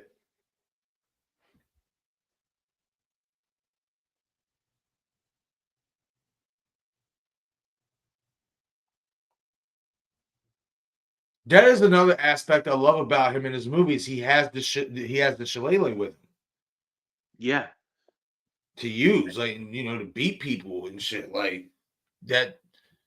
That was a nice addition. yeah. Because remember in Leprechaun 2, he used it to navigate where his bride was. Yes, that's right.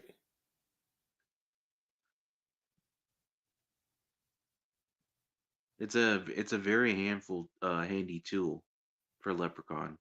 Oh, absolutely.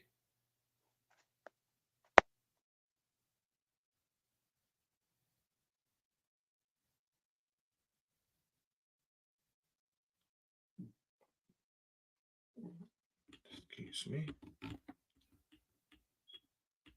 Yo, what's up, DJ Plays Favorites? My bad, man. I'm just seeing this. Timestamp is 1 hour, 2 minutes, and 1 hour, 2 minutes, and 35 seconds.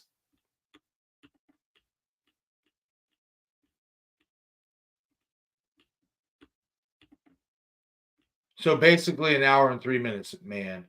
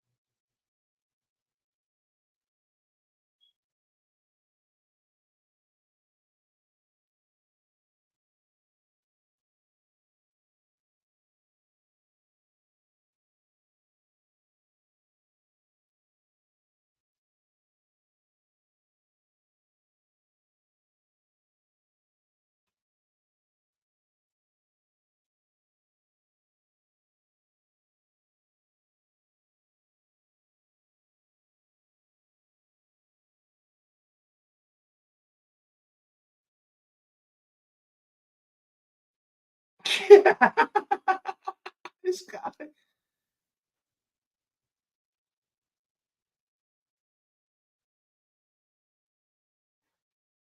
This guy.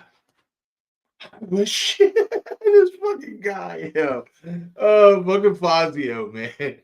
Oh Lord.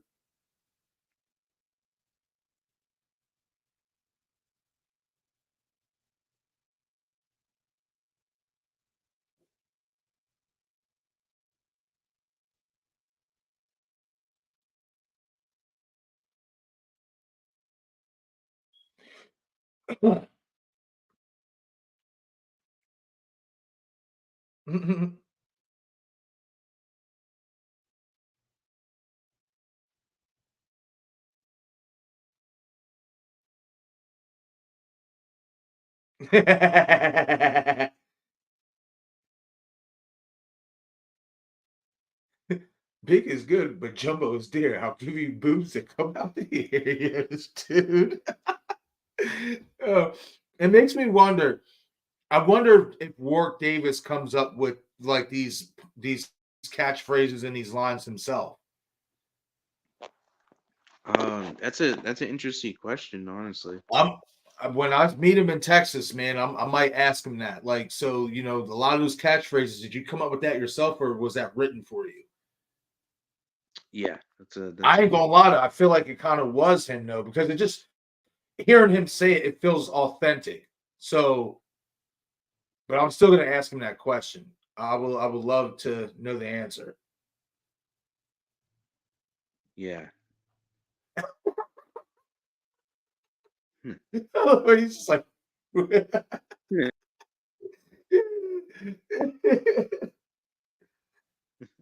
that's right, yeah. She explodes. Yup. He said, feels like rain.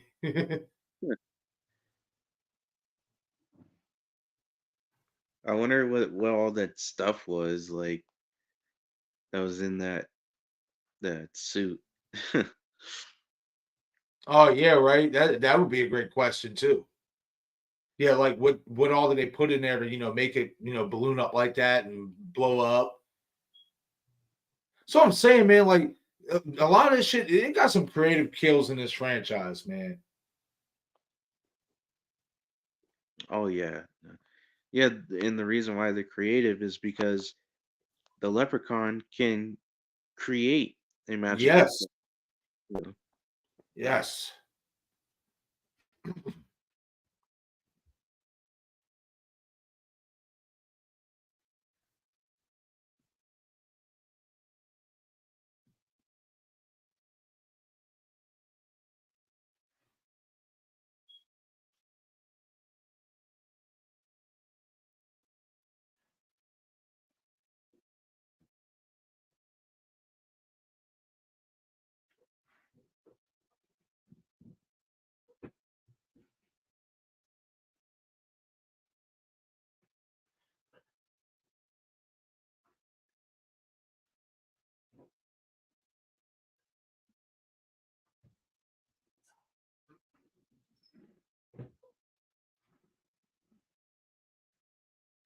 See, now that would be an interesting segue, to go in is, I like what they did here by having him kind of in so many ways become a leprechaun. Because if you wanted to pass a torch on in so many ways, Oh yeah, um, because it's interesting too. Because the way his personality is like a leprechaun, yeah, but it's still him. You know what I'm saying? Because he's not yes, killing anybody. Because he's not a killer. right.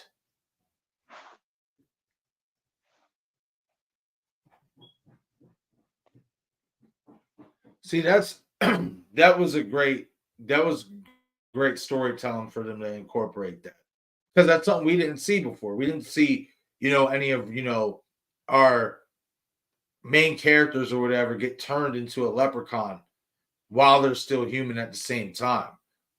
Like, it's different. It adds an interesting dynamic to it. Oh yeah, and also you gotta think about it too. Like when it comes to someone turning into a leprechaun, the question is, if he turns into a full leprechaun, does he uh grow?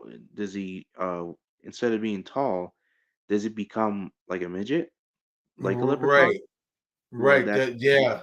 And also, does he become more violent, like, Leprechaun is? Like, yeah. how much does he change from himself once he goes full Leprechaun? And this is something they can reintroduce in a new Leprechaun movie. Yeah, I agree.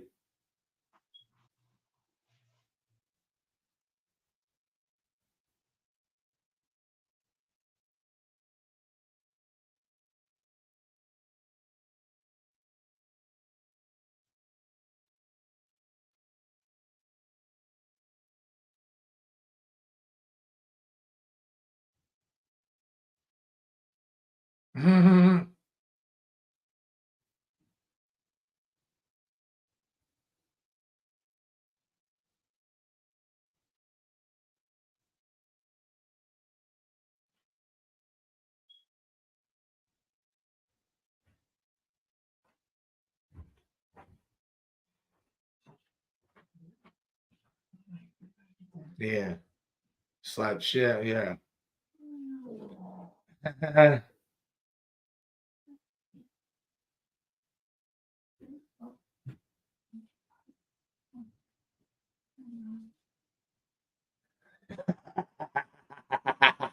Oh, like what I'm seeing. Two leprechauns is one too many.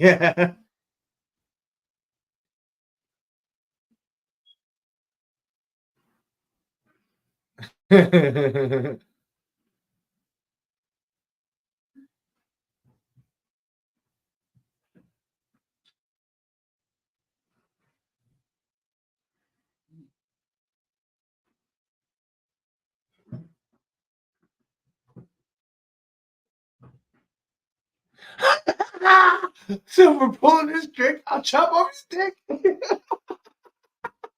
Let's go. Oh man. Shit. Yeah, this dude's a classic, man. Yeah, he just has great one-liners. Yes. Like, that's why I gotta bring him back, man. No more playing around. Gotta Yeah, bring Warp Davis back. He is the essence of what the leprechaun is. he's just perfect, man. Just Yes. perfect.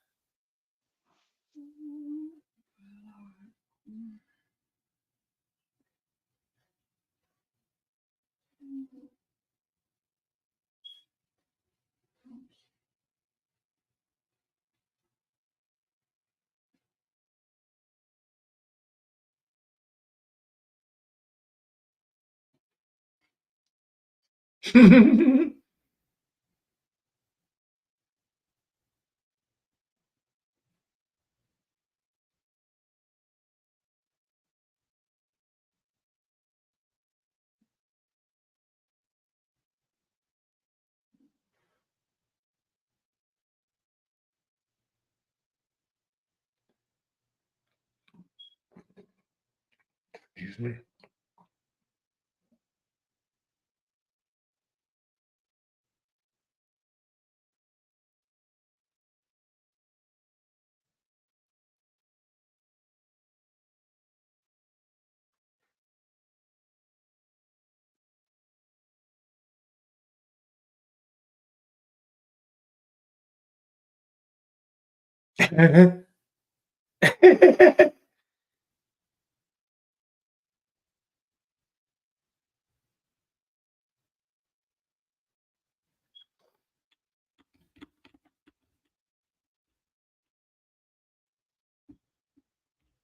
Yeah, man, I'm telling you, this is why I love this character so much because he's so raw. Like there's no holds barred to him.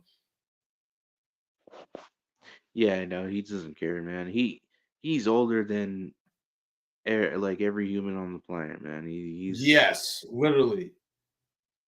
He's been through a lot, and he's been through a bunch of conversations and telling jokes and rhyming with stuff that he doesn't really care about. Oh because yeah. because like he's been around for so long that it doesn't really matter.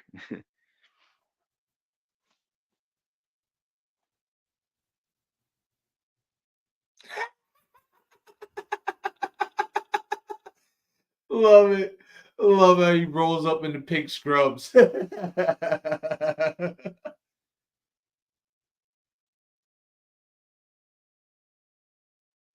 he did a really good job with that makeup, especially with him turning into the leprechaun. Like,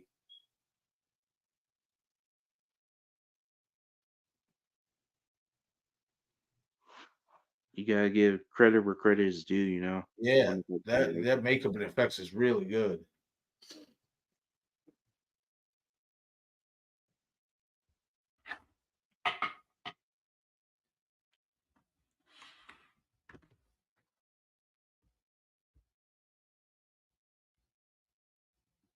Right?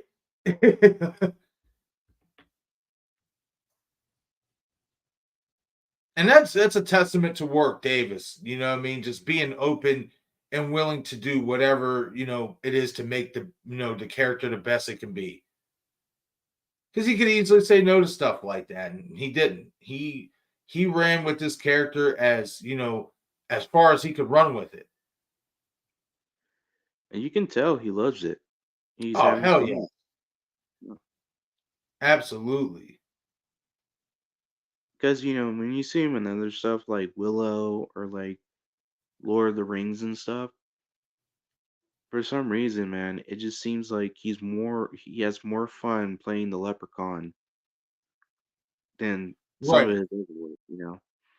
Well, I also think this playing this character allows him to be more creatively open than what those other characters are. Those other characters are more like serious, you know, how can I say like it's just a more serious, kind of drama-ish tone to those type of movies. Where in here he gets to let his hair down, if you will. Yeah.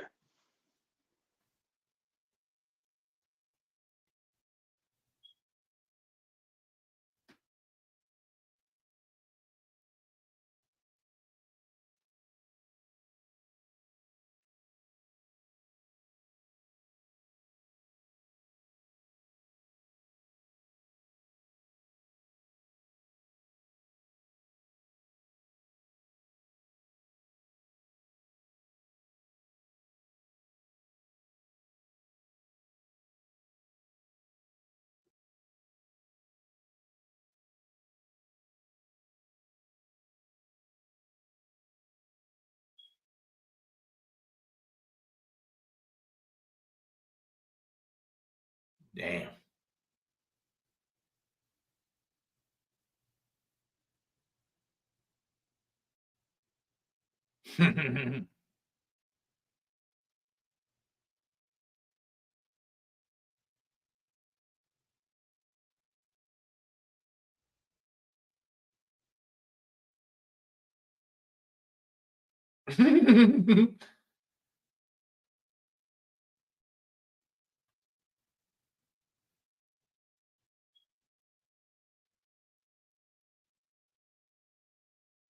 See, and that adds an interesting dynamic because he has powers too. So in so many ways, it's yeah, it's basically like it's Leprechaun versus Leprechaun. Yeah, man. This and it's interesting too. Kind of reminds me of Jason versus Tina. The whole like Yeah, psychic because of the abilities. telekinetic thing. Yup. Yeah, and but yeah, it's cool. It's a cool element they added into this film. Just Yeah, having another, absolutely. yeah, having another leprechaun fight a leprechaun, and they use both of their magical powers and stuff. I like how he says that. What does that mean? Smell? Would it be my brother from hell? Well, I like that.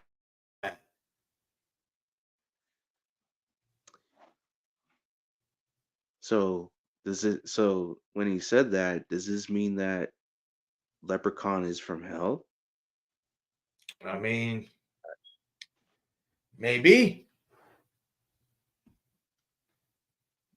Yeah, no, I'm just saying because like when he said stuff like that, I'm like, wait, that's kind of giving me hints that he's from underneath. You know what I'm saying? Yeah,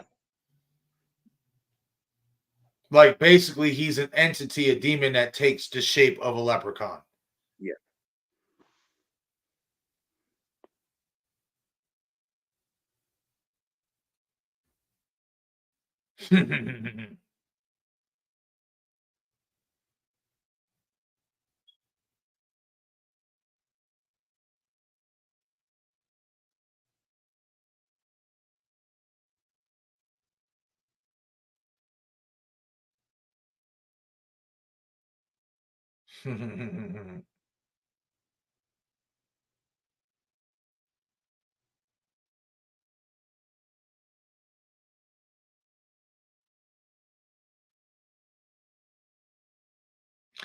Raise me boot and kick your ass.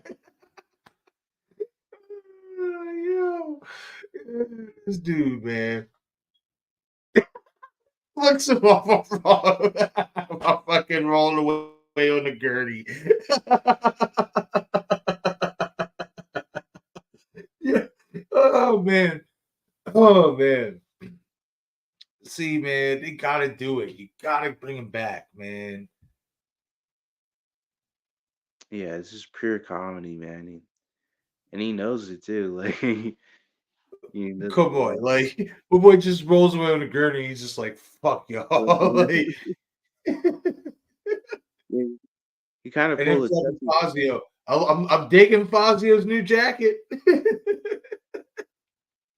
Yeah, Fazio Oh looks good. man, He's moving up in the world. hell yeah, he got that coin. It's a wrap.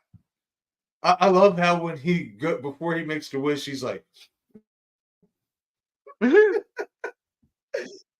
this dude. They have some really funny moments, some really great moments in this movie. Yeah. Well, hopefully Fazio gives the coin back to Leprechaun. Cause and here's the thing too, like, do you like wonder if like because I think it happened. I don't think it happened to Loretta, but it's interesting because when they took the coin from Loretta, when he did, Hmm. she still looked beautiful and stuff. Like she still looked like she was that she wished for. Right, So, but when she took the coin from the boss, that spell like broke with that girl. right, So I wonder how long is it effective? You know, how much time does it affect?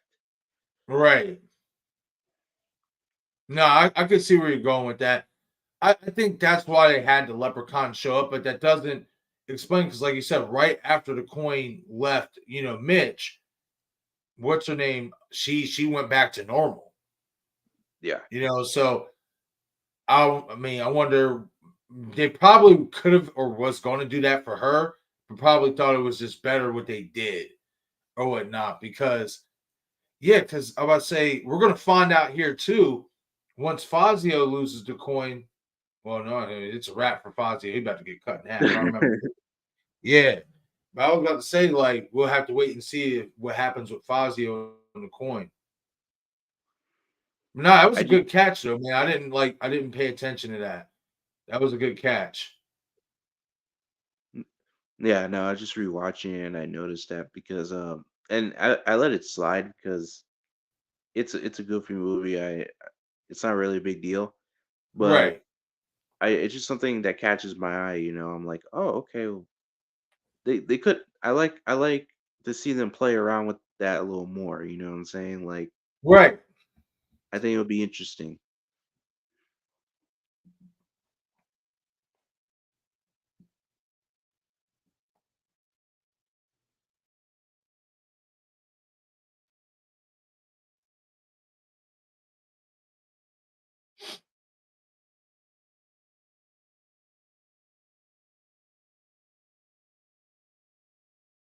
Oh, too bad.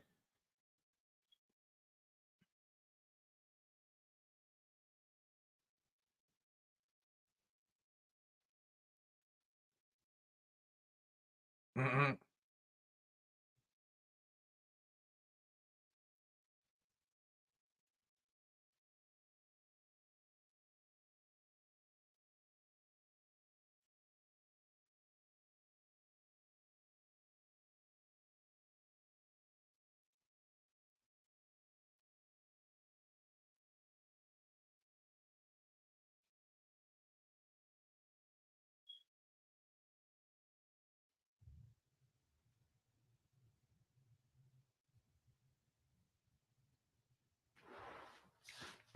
Y'all sat there and wanted y'all screamed yes, and now when it actually happened, y'all all squeamish and shit.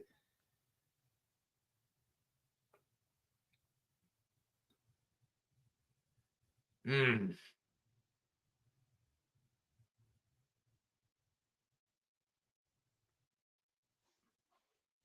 Yeah, I just like how the crowd is just cheering and stuff like, "Yeah, yeah."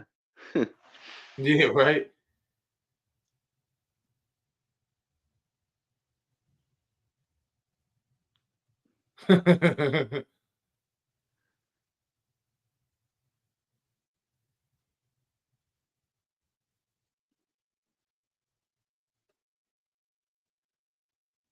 Oh, Fazio. I like how he just with his magic, he just starts picking off random people to throw. Yeah.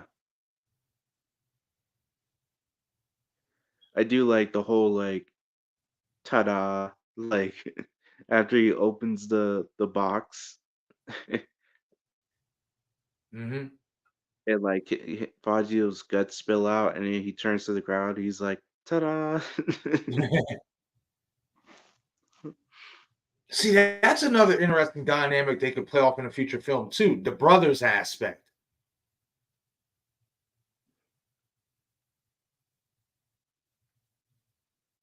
Yeah, because he's still in control of his body and his mind. Yeah.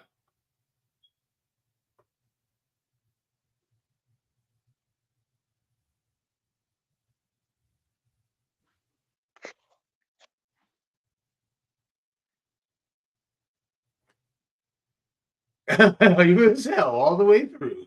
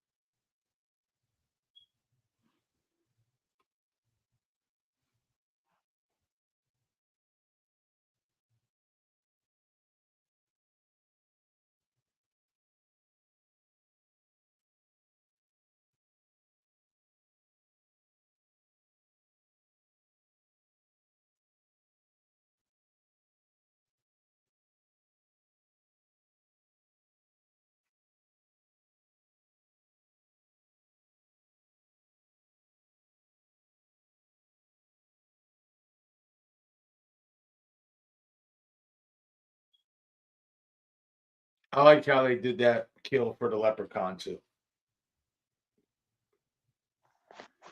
Oh yeah. Just basically burst into a ball of flames because his gold got burned. Yeah. Oh, there. Oh, I just realized there's another way you can kill a leprechaun. Yeah.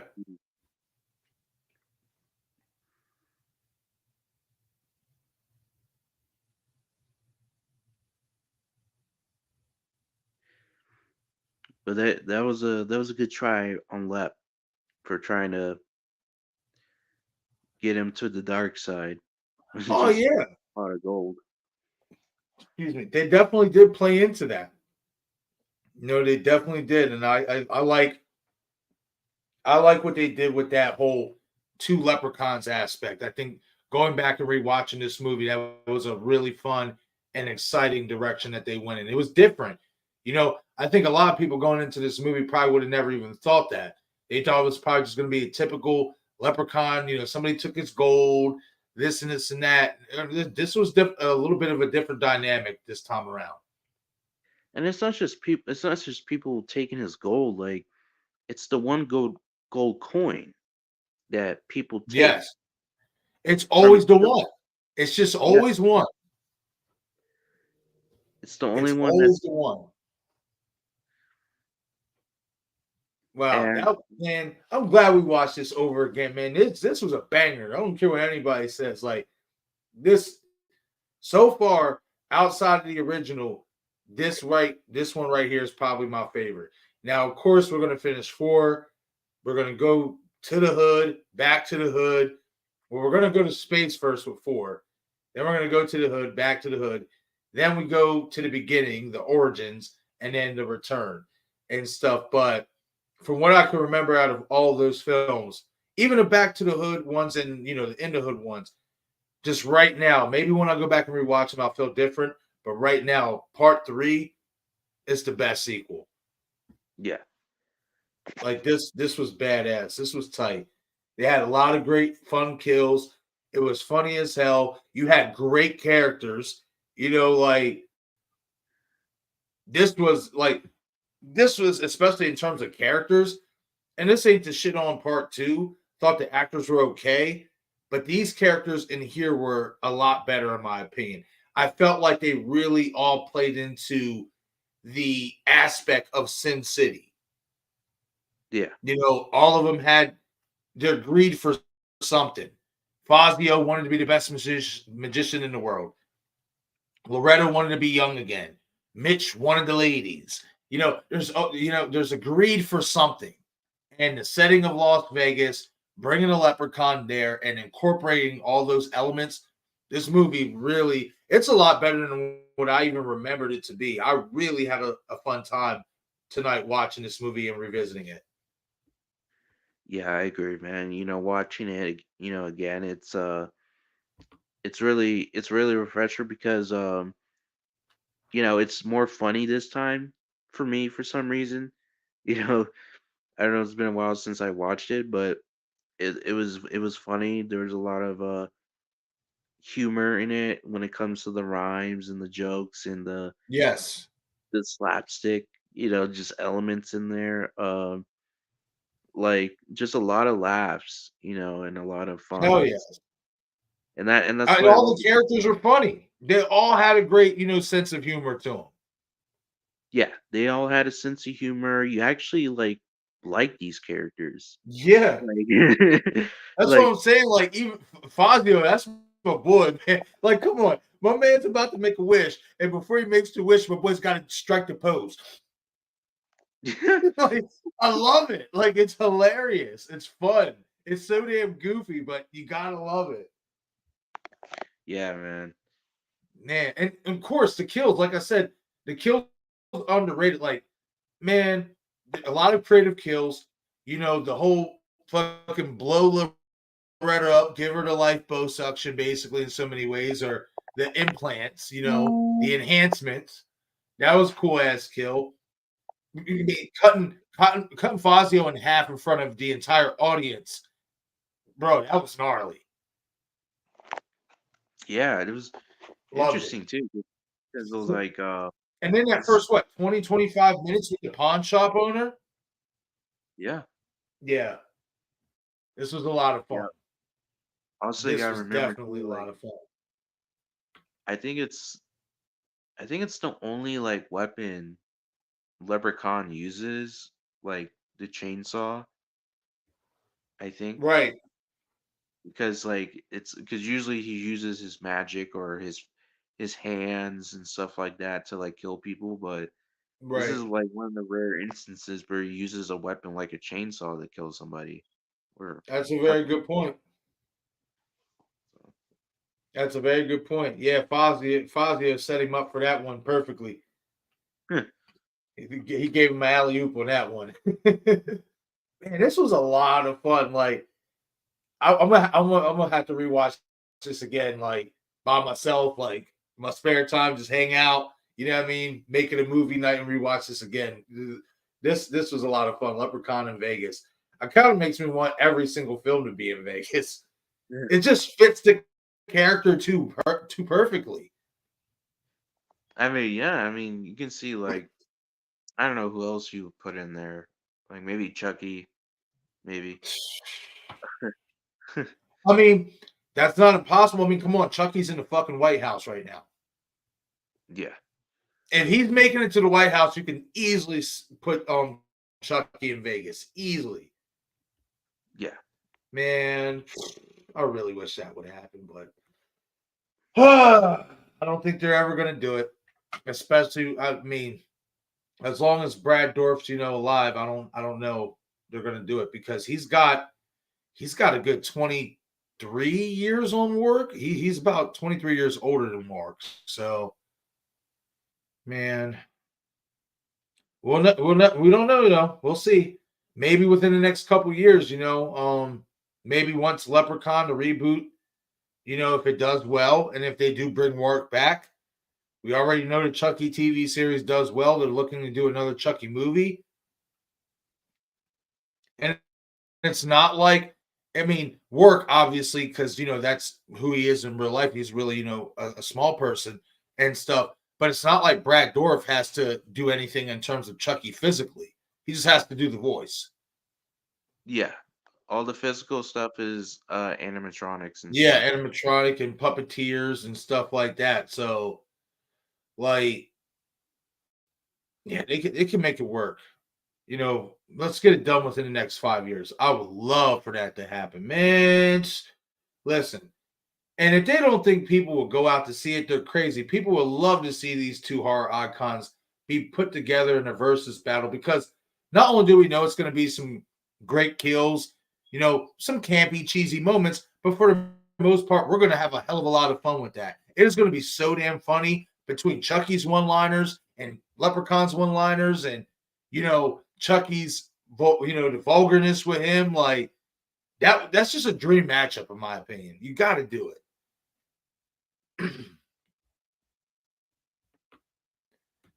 Man said, I want them to make Chucky scary again. Uh, I get it. He is like a lot more funny. Now, I'm not gonna say this. I feel like they did a good job with Curse of Chucky, making him scary again. I thought that was a lot more serious. They got back to the roots. And then with Cult of Chucky, you still have that seriousness, but you also have that blend of, what Chucky is known for, the humor, the multiple personalities in so many ways. So, I mean, who knows what they're going to do after the TV series is over? But let's really be honest. Still, like, there's ways you can make them scary again, but at the same time, I don't know. I just feel like it hits different when we're kids, man. I don't know. Characters like Chucky, in terms of a scary standpoint, like I just feel like it hits different compared to when we were kids as adults. Like, I don't know. Like, how do you really make Chucky scary again? Like, again, they made him more sinister in the Curse of Chucky, but and this is just me personally, really wasn't scared, and stuff like, but maybe go full dark, no humor. I don't know. Maybe you would have to go into, maybe you would have to do another Child's Play reboot or something like that to get that, because I can't see Don Mancini like changing what he's done with the character. I feel like Chucky, in terms of Don Mancini, Chucky's going to be Chucky. So, Yeah, I believe like when it comes to Chucky at this point, I think it's kind of too late to make him scary again because at this point, it's season 3. He's goofy, he's funny, he's charismatic and all that. So I just don't see how they're gonna like bring back that darkness and right. scare of Chucky. Right, People and would say Eric makes a great point here too, saying seeing Chucky lay in a bed and just casually talking to kids on the show just takes any scariness he has away. Right, because you didn't see that in the original Child's Play. You didn't see really any of that with Andy. If I don't think you saw it at all. yeah, he Like we didn't even start hearing Chucky talk until what? He went after the guy who taught him the voodoo, if I'm not mistaken. I think that was the first uh time we saw him talk in a movie. I could be wrong or so whatnot, but I think in Child's Play, that was the first time we heard him speak, was when he went to go see his old mentor and he killed him. I think it was the first time is when she was about to throw him in the fire thing, and then he turns on her and he's like, "You fucking bitch!" Da, da, da." Right, because I think he does kill, yeah, he kills Homeboy after that. That's right. Yeah, because what I'm thinking of as well is Caputo's death. Yeah, and When he also went into that building and blew it up. like when it comes to Chucky talking to Andy and stuff, he talks to Andy, but we don't see it. You know what I'm saying? Right, It's always like Andy comes up to the mom or somebody and said, Chucky told him this and that," and he pretty much tells the audience and everyone else like, "This is what Chucky said," you know, right, and they're like, "Wait, the doll's talking to the kid," and like how is that even possible? Like right. you didn't hear him talk, and then of course later on when she tries to get him to talk, he starts talking. You see his facial movements and stuff, like Mm-hmm. with anger and shit. You And should have fuck with me. Oh, that's why these two got to get together, man. Leprechaun versus Chucky, man. That would be so fun, man. That would be hilarious. It would be so much fun, man. Like, man, a horror fan could dream. Like, for real, man. I hope it happens. We'll see. I mean, I doubt it, but I'll always keep the hope alive. But that was some great points, like especially what Eric said. Like I said, like seeing Chucky lay in bed, talking to a little kid, like, and then you bringing up the fact that we didn't see that. We only knew Chucky was talking through Andy, and stuff like that. So, which added to the suspense and element of the doll. Now seeing Chucky talk, you know, I forget her name in the TV show or whatnot. I'm gonna look it up now.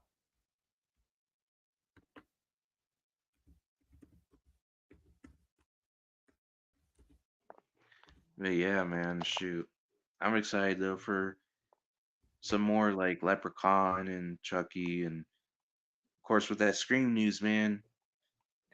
Oh, It's absolutely.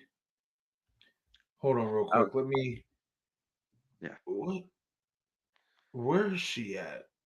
Come on. Okay. Caroline. Yeah. Caroline. Yeah. Seeing him talk in bed with Caroline like that, like, and asking her for advice on his aging and how's he look, yeah, it's gonna be difficult. I don't want to say it's gonna be super hard, but I feel like it would have to be almost a new creator to make Chucky scary again. Because in my opinion, that new creator would have to go in a dark direction. I just don't see Don doing that. This is Don's baby. This is how he wants the Chucky character to be. yes, he's a slasher. He's very gory and stuff, but he's also funny and very charismatic and stuff like that. So I feel like Don with Curse of Chucky, he said, okay, everyone. I know a lot of people are getting tired. They didn't really like Bride of Chucky. They didn't like Seed of Chucky. Okay, we're going to take it back to the basics, but we're also going to take it back to the original story to a degree.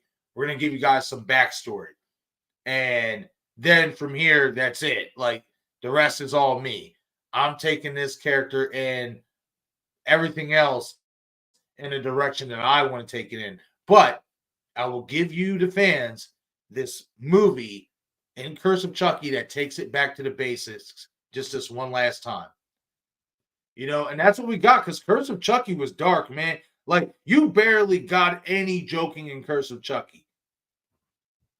Like, it wasn't hardly any joking at all. Chucky barely talked through the movie. It kind of captured the original, the essence of the original. Because remember, even in that movie, the little girl was going up to everybody saying, Chucky said this. So, in so many ways, Curse of Chucky has a lot of the original elements to it when it comes to Chucky and him not being so much funny, but being more dark. Yeah. Like that scene where it's, raining outside and it's thunder and lightning and stuff. And she's like, Chucky, I'm scared or whatever. And he's like, because they're under the covers and he's just leaning there and he's like, you fucking should be. I was just like, ooh. I was like, okay. Like, and shit got dark, man. Like, I like Curse of Chucky. Like, I thought that they went back to basics with that one. Like, that's what got me back into the Chucky franchise again. Like, don't get me wrong. I liked Bride of Chucky. Seed, not so much. But then when I found out they was doing, Curse of Chucky, I'm like, oh shit. And I seen like the cover for it and everything. I'm like, man, this looks a little bit dark. This doesn't look like it's like the other ones and stuff. And turned out I was right. But I love the backstory. I love adding Nika. I love the fact that you have her mother, who, basically Charles Lee Ray in so many ways was in love with, that he just couldn't have her. You know what I mean? And stuff like, I love everything that they did in Curse of Chucky. Like, and Also, I'm you got excited to see what's going to happen with Leprechaun the reboot. I hope we get more details to come out soon. also especially like Chucky, because the Chucky show also dives more into Charles Lee Ray's backstory even more, you know, um, and it also connects of how the cops knew where Charles Lee Ray was when he was trying to sacrifice Yep. the mom and shit, and the kid, and that's how they tied it in. And I was like, oh, okay. Tiffany called the cops and sent them to where he was at with the mom and stuff, and then that's how the cops got there, and that's how Yep. he would run. And then that's where the opening of the first movie picks up. You know, Yep. Oh, I love how the TV show tied that in at the end of the first season. yeah, That shit was fantastic. Like, I remember seeing that play out, and I'm just like, oh, I said, so this is where it all began because of Tiffany. Love it. Love it. Absolutely love it. Man said, I like Bride of Chucky, but C was off the chain. Yeah, man. I don't know if you're saying that in a good way, man, or in a bad way, but yeah, hey, if anybody likes it, cool. Man, I can't get into Seed all like that. It just a little bit too much. A little bit too much off the rocker. yeah. I mean, it's a fun movie. Like for me, it's a fun movie. I don't mind watching it. Little boy said, Especially with oops, I did stuff. it again. Oh man. Man saying I don't mind him being funny and an asshole, but tone it down and go back to brutal, sinister Chucky. I can dig that.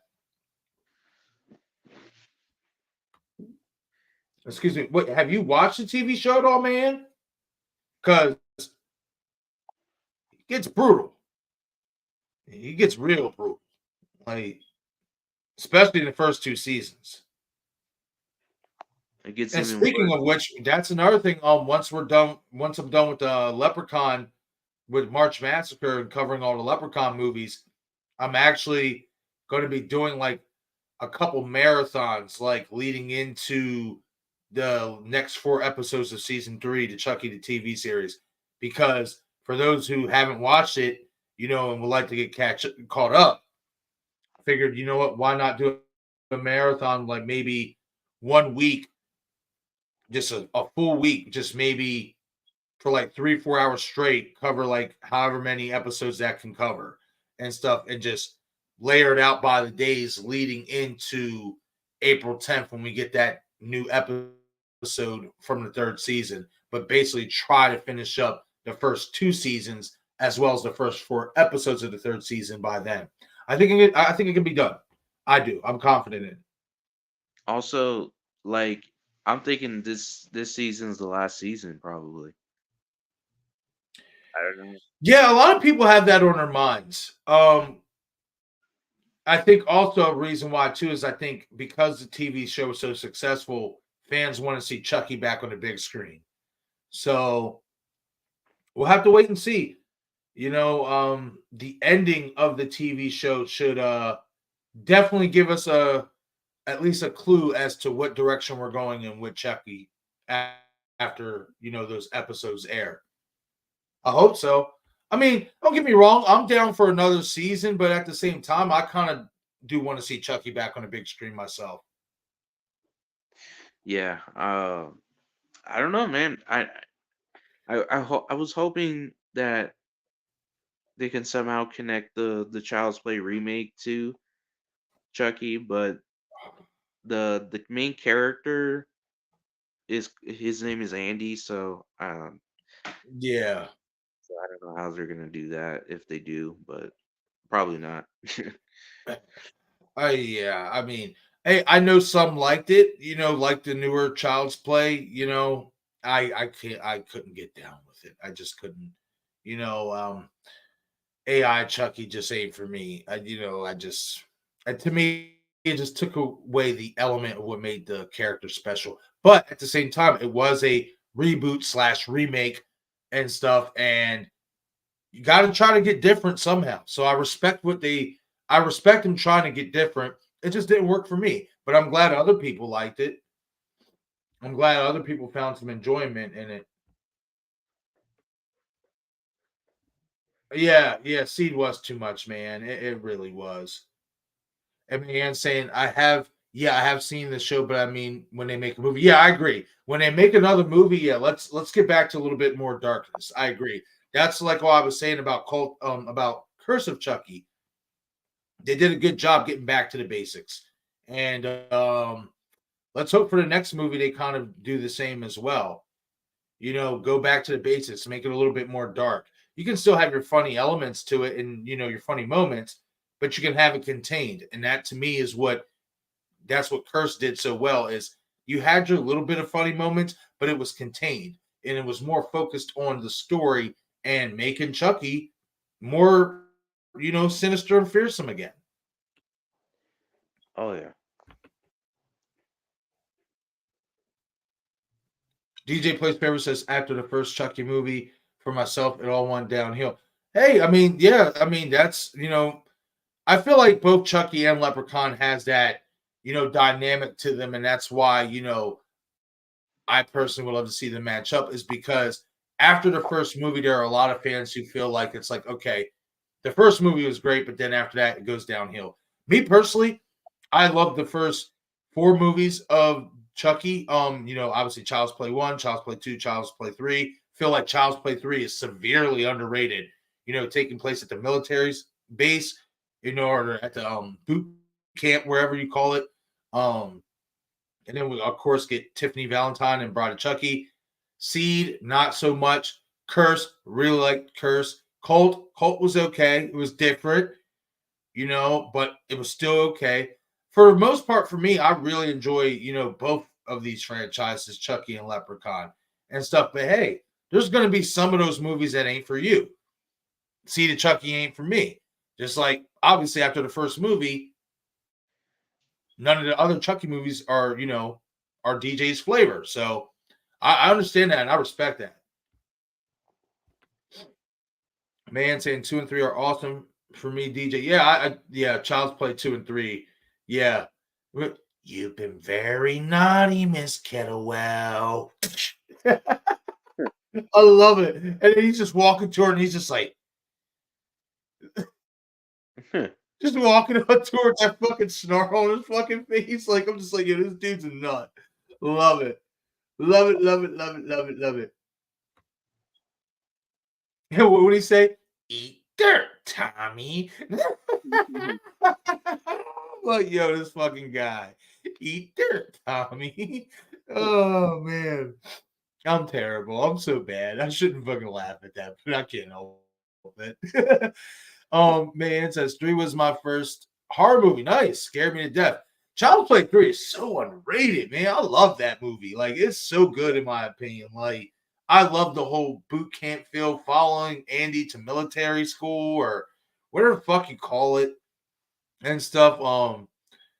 You got good characters. De Silva, Tyler. That's who I've been wondering, could they come back into the TV show? Like, you see Andy with with Kyle. What happened to De Silva? Like, I would love to see De Silva make a return.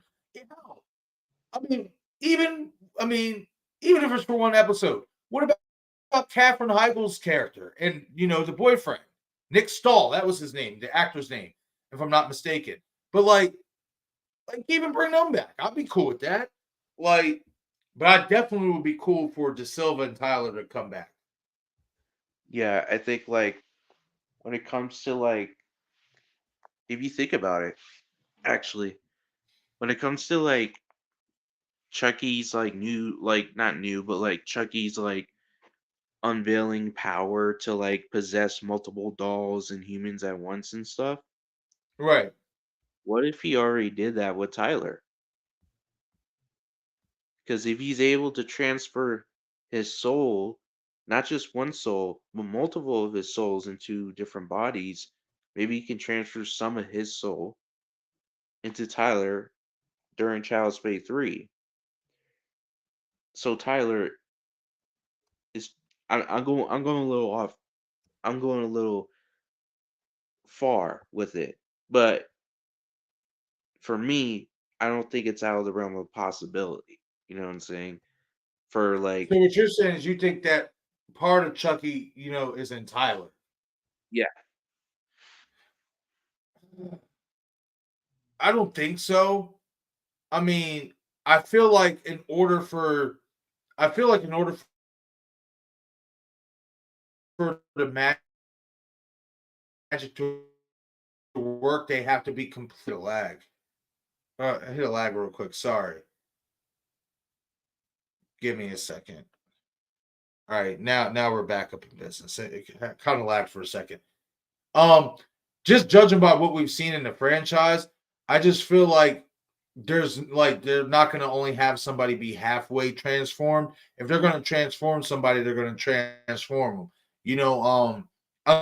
Unless it's a situation like with Nika, to where she's her normal self, but when she sees blood, she turns into Chucky. Now, if you want to do something like that for Tyler, I mean, I'm not against it, because we see that with Nika. That could be something that, obviously could be a thing of Chucky. If Chucky transforms himself into your body, you might be, have the spirit or whatever to fight him off. But the moment you see blood, because Chucky's a killer and he sees blood, when he sees human beings, then, obviously Charles Lee Ray comes out of that vessel. So, I mean, it's not impossible to think. I personally wouldn't want to do that, though. I would love to see Kyle, Andy, De Silva, and Tyler all team up to try to stop him, because I just feel like that would be a cool ass like little reunion of the first 3 movies, and stuff. But that's not I mean, you brought up a great point though, because we did see that with Nika's character in a TV show. She was her own person for most of the time, but again, when she's seen blood, next thing you know, she's Chucky. So, and How about his yo, bro? His daughter Fiona, like yo, that's Brad all the way again, bro. Like she laughs just like him. And everything. Like it's crazy. She's so damn good. She's so talented, bro. Yeah, So talented. and it's crazy because she's the daughter of Brad, so it's like it was perfect.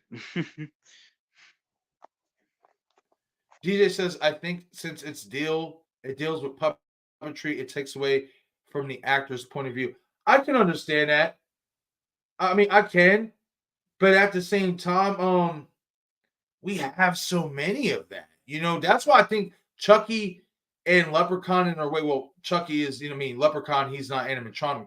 But that's why I think Chucky is unique, is because it gives us a different perspective, than the casual, actors and stuff like that. It gives us a perspective through a doll in so many ways. And I'm okay with it, and stuff like that. One thing I think why I'm okay with it, and I've always been okay with it, because Chucky to me in Child's Play, they always did a good job of making their the puppeteers and the puppetry and stuff, they made it look like it wasn't puppetry.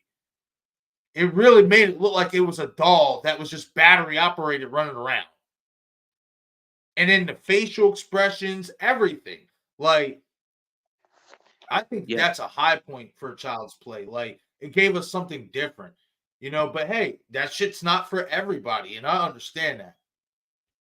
yeah, I agree. And in Child's Play 2, you can tell it got better because in that movie, you see that the animatronic is being used more. But what's cool about dolls is that dolls move in a very stiff way, right? If you Right. move the doll's arms or legs, it's very stiff when it moves, so you have to push it a little bit more and stuff. So it makes sense to see Chucky struggle. Like it makes sense to see him struggle walking towards somebody because he's a doll, if he's a doll, then he's going to move a certain way as a doll would move if it's getting pushed along and stuff. Right. No, you're right. And that's something else also, I guess, that I think I enjoyed about Chucky and stuff, is that he didn't move stiff. Like they actually did a great job with like the movements and shit. Like, he moved fast. Like, now I will say this: when it started getting more noticeable that it was puppetry, is in Bride of Chucky.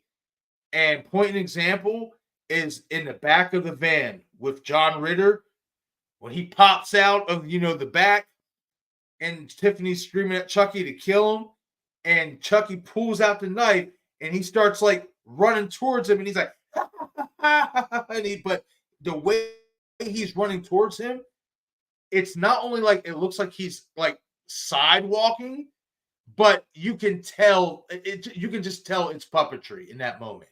Like, that's like one of the rare times where it really stood out to me. Like, okay, yeah, that's puppetry. Yeah. Actually, also, if you didn't know, like in the first Child's Play, they use a lot of a suit actor for a lot of the scenes. Really? Yeah, so they mixed animatronic and a suit actor for the doll. Oh wow, I So didn't know that. so like when you see the scene where Chucky's creeping up on Andy in the asylum, and when he's walking to Andy's bed and stuff, that all that is a guy in a suit, like a miniature like person in a suit and Oh stuff. wow. And so like yeah, scenes where he's walking around like and you don't see wires or anything, that's a person. Yeah. It's Holy like shit. I'm gonna have to go back just to rewatch that scene. I want to check yeah. it out. I wanna... no, my ass. I'll sit there, pause it, take a screenshot of it, throw it in my editor and try to brighten it up and see if I can see this shit. Oh man, I do that shit sometimes with certain stuff or whatnot. I do. I admit to that. Yeah. Oh man. But everyone, this was definitely a lot of fun tonight. It is getting late. It's about 2:30 a.m. here on the East Coast. I greatly appreciate everybody who decided to stop in tonight, show some support, even if you just hung out, stopped in for and to drop a like. If you hung out and watched a movie with us, I greatly appreciate every single one of you guys who stopped in and showed support tonight. I greatly appreciate it. I hope you guys all had a great St. Patty's Day. I hope you guys had a fun time here tonight. And I'm going to say that roughly, I'm going to tentatively say Tuesday night will probably be the next watch party where we will be taking a trip to space for Leprechaun 4. I have not seen this movie in a long time. I literally, if I can remember correctly, only probably watched it once or twice and never watched it again. But it's okay.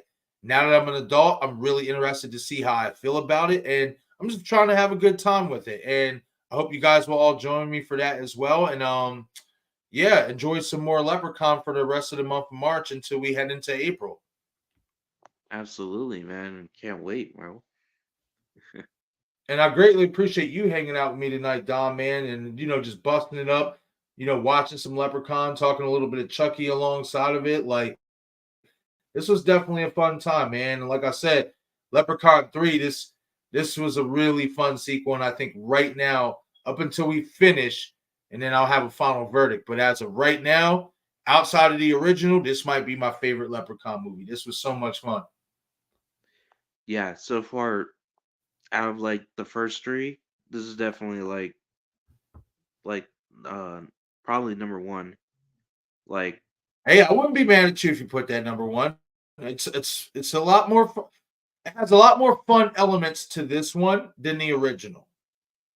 yeah, I absolutely. can get down with that.